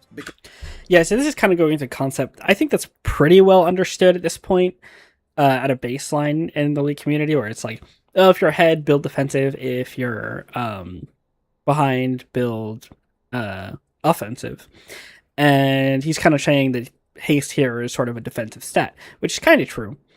I mean, the base idea behind this really, you want to build offensive when you're behind because essentially you want to give the enemy team less counterplay. If there's like a really fed champion on the enemy team, like, you're not going to get into a situation where both you are throwing your abilities at each other and then you win or anything like this, right? You want to, like, if there's really fed Draven, you just want to completely one-shot this guy, take him out of the game, and then, you know, play a more even game with the rest of his team. You play numbers, things like this. Whereas, if you're ahead already, you build defensively because you want to reduce the amount of counterplay that the enemy team can give you. Like, they want to one-shot you and take your gold and your shutdowns out of the game, right? But if you have more abilities, then their window for like capitalizing on your mistakes is much shorter. This is just going back into what he said before, where it's like, well, if you have your E more often and they see you throw it to clear a wave or something like that, they have a way shorter amount of time in order to kill you without your CC ability than if you didn't have the haste build. That's the gist of it. Because it's investing into the future. But so you just have your defensive cooldowns more. You don't really know if you have a future. It's all about that one initial proc, one initial burst. So you want to buy as much power as possible. If you're incapable of eliminating squishies in 1 to 2 rotations, then you're kind of useless. This is for every champ. If you're Zed, if you're Kiana, if you're J4, if you're Vel'Koz, if you're Syndra, it doesn't matter. If you cannot burst the squishies, don't bother for consistency. You gotta go glass cannon. I remember there's the old meme of... It's kind of true. If you want to burst the squishies, you want to go glass cannon. But there's a lot of case where... Okay, so one of my things is, as squishy champions get further in the game, especially something like a Draven, a lot of players, or AD carries or range tops, things like this. Sorry, I don't want to be too specific with the example. But a lot of players won't actually end up building that defensively, especially if they're on something like a DPS role. And so as a result, you don't necessarily actually have to build a lot of extra damage in order to one-shot them, because they're not actually getting tankier even as they accrue significantly more gold than you. 4 item AD carry with 4 damage items is still going to be just as squishy pretty much as one with 2 items. They're just going to kill you faster. But if you only needed whatever X amount of damage items, like your Cyclo Sword and your Yomu's on Zed was enough to kill them, then you could build more haste items afterwards because you already had enough damage to kill them in the first place. It's just a matter of being able to, make the play happen. So it's important to think about your build. I think the thing that scales items in League of Legends the hardest is making sure that you understand why you're building what you're building and playing for those strengths. So I guess I just want to say, like, I do think he's right about haste being good, but I don't recommend going in and spamming it. Kind of do what he was saying. It's like, making sure you're thinking about the situation of the game and what you want to be doing, whether you want to be one-shotting or whether you can build defensive and things like that is probably the most important here. going back to lane, returning with nothing but a glowing mote. But it is actually one of the most efficient items you can buy. Glowing mote is one of the best items in the game. In fact, when you leave the base with low money, you can buy glowing mote, and it will reduce the ultimate cooldown by 5 seconds of your next ult. If you're Karthus, it will reduce it by 10 seconds. You buy for 250, and then even if you don't build the item, you can sell it for 175. You lose 5 seconds doesn't sound like a lot, but when you're reducing your ult by that timer, it makes sense to start thinking about it in terms of waves, right? If you have, the easiest way to say this is with Katarina, I think, right? So if you're a Katarina ult, it's like 70 seconds or something like that, right? And then you kill your laner, you get 15 seconds off your ult. So then it goes down to 55. This can actually matter. It doesn't seem like that big of a difference, but in 70 seconds, your ult's going to be up after you play 2 waves. Waves come every 30 seconds, so it'd be coming up like in the middle or towards the end of clearing the second wave. You get 15 seconds off your ult. Now you have your ult as the next wave is approaching, and you can potentially fight an entire wave sooner because you have that amount of time. And you certain amounts of small, like amounts of ability haste can potentially net similar results. 75 gold in the process, while reaping all the benefits, having 5% more abilities during the lane, during the fights, and have... But again, this is something that the really small chunk of ability haste is really going to scale a lot more with your player skill.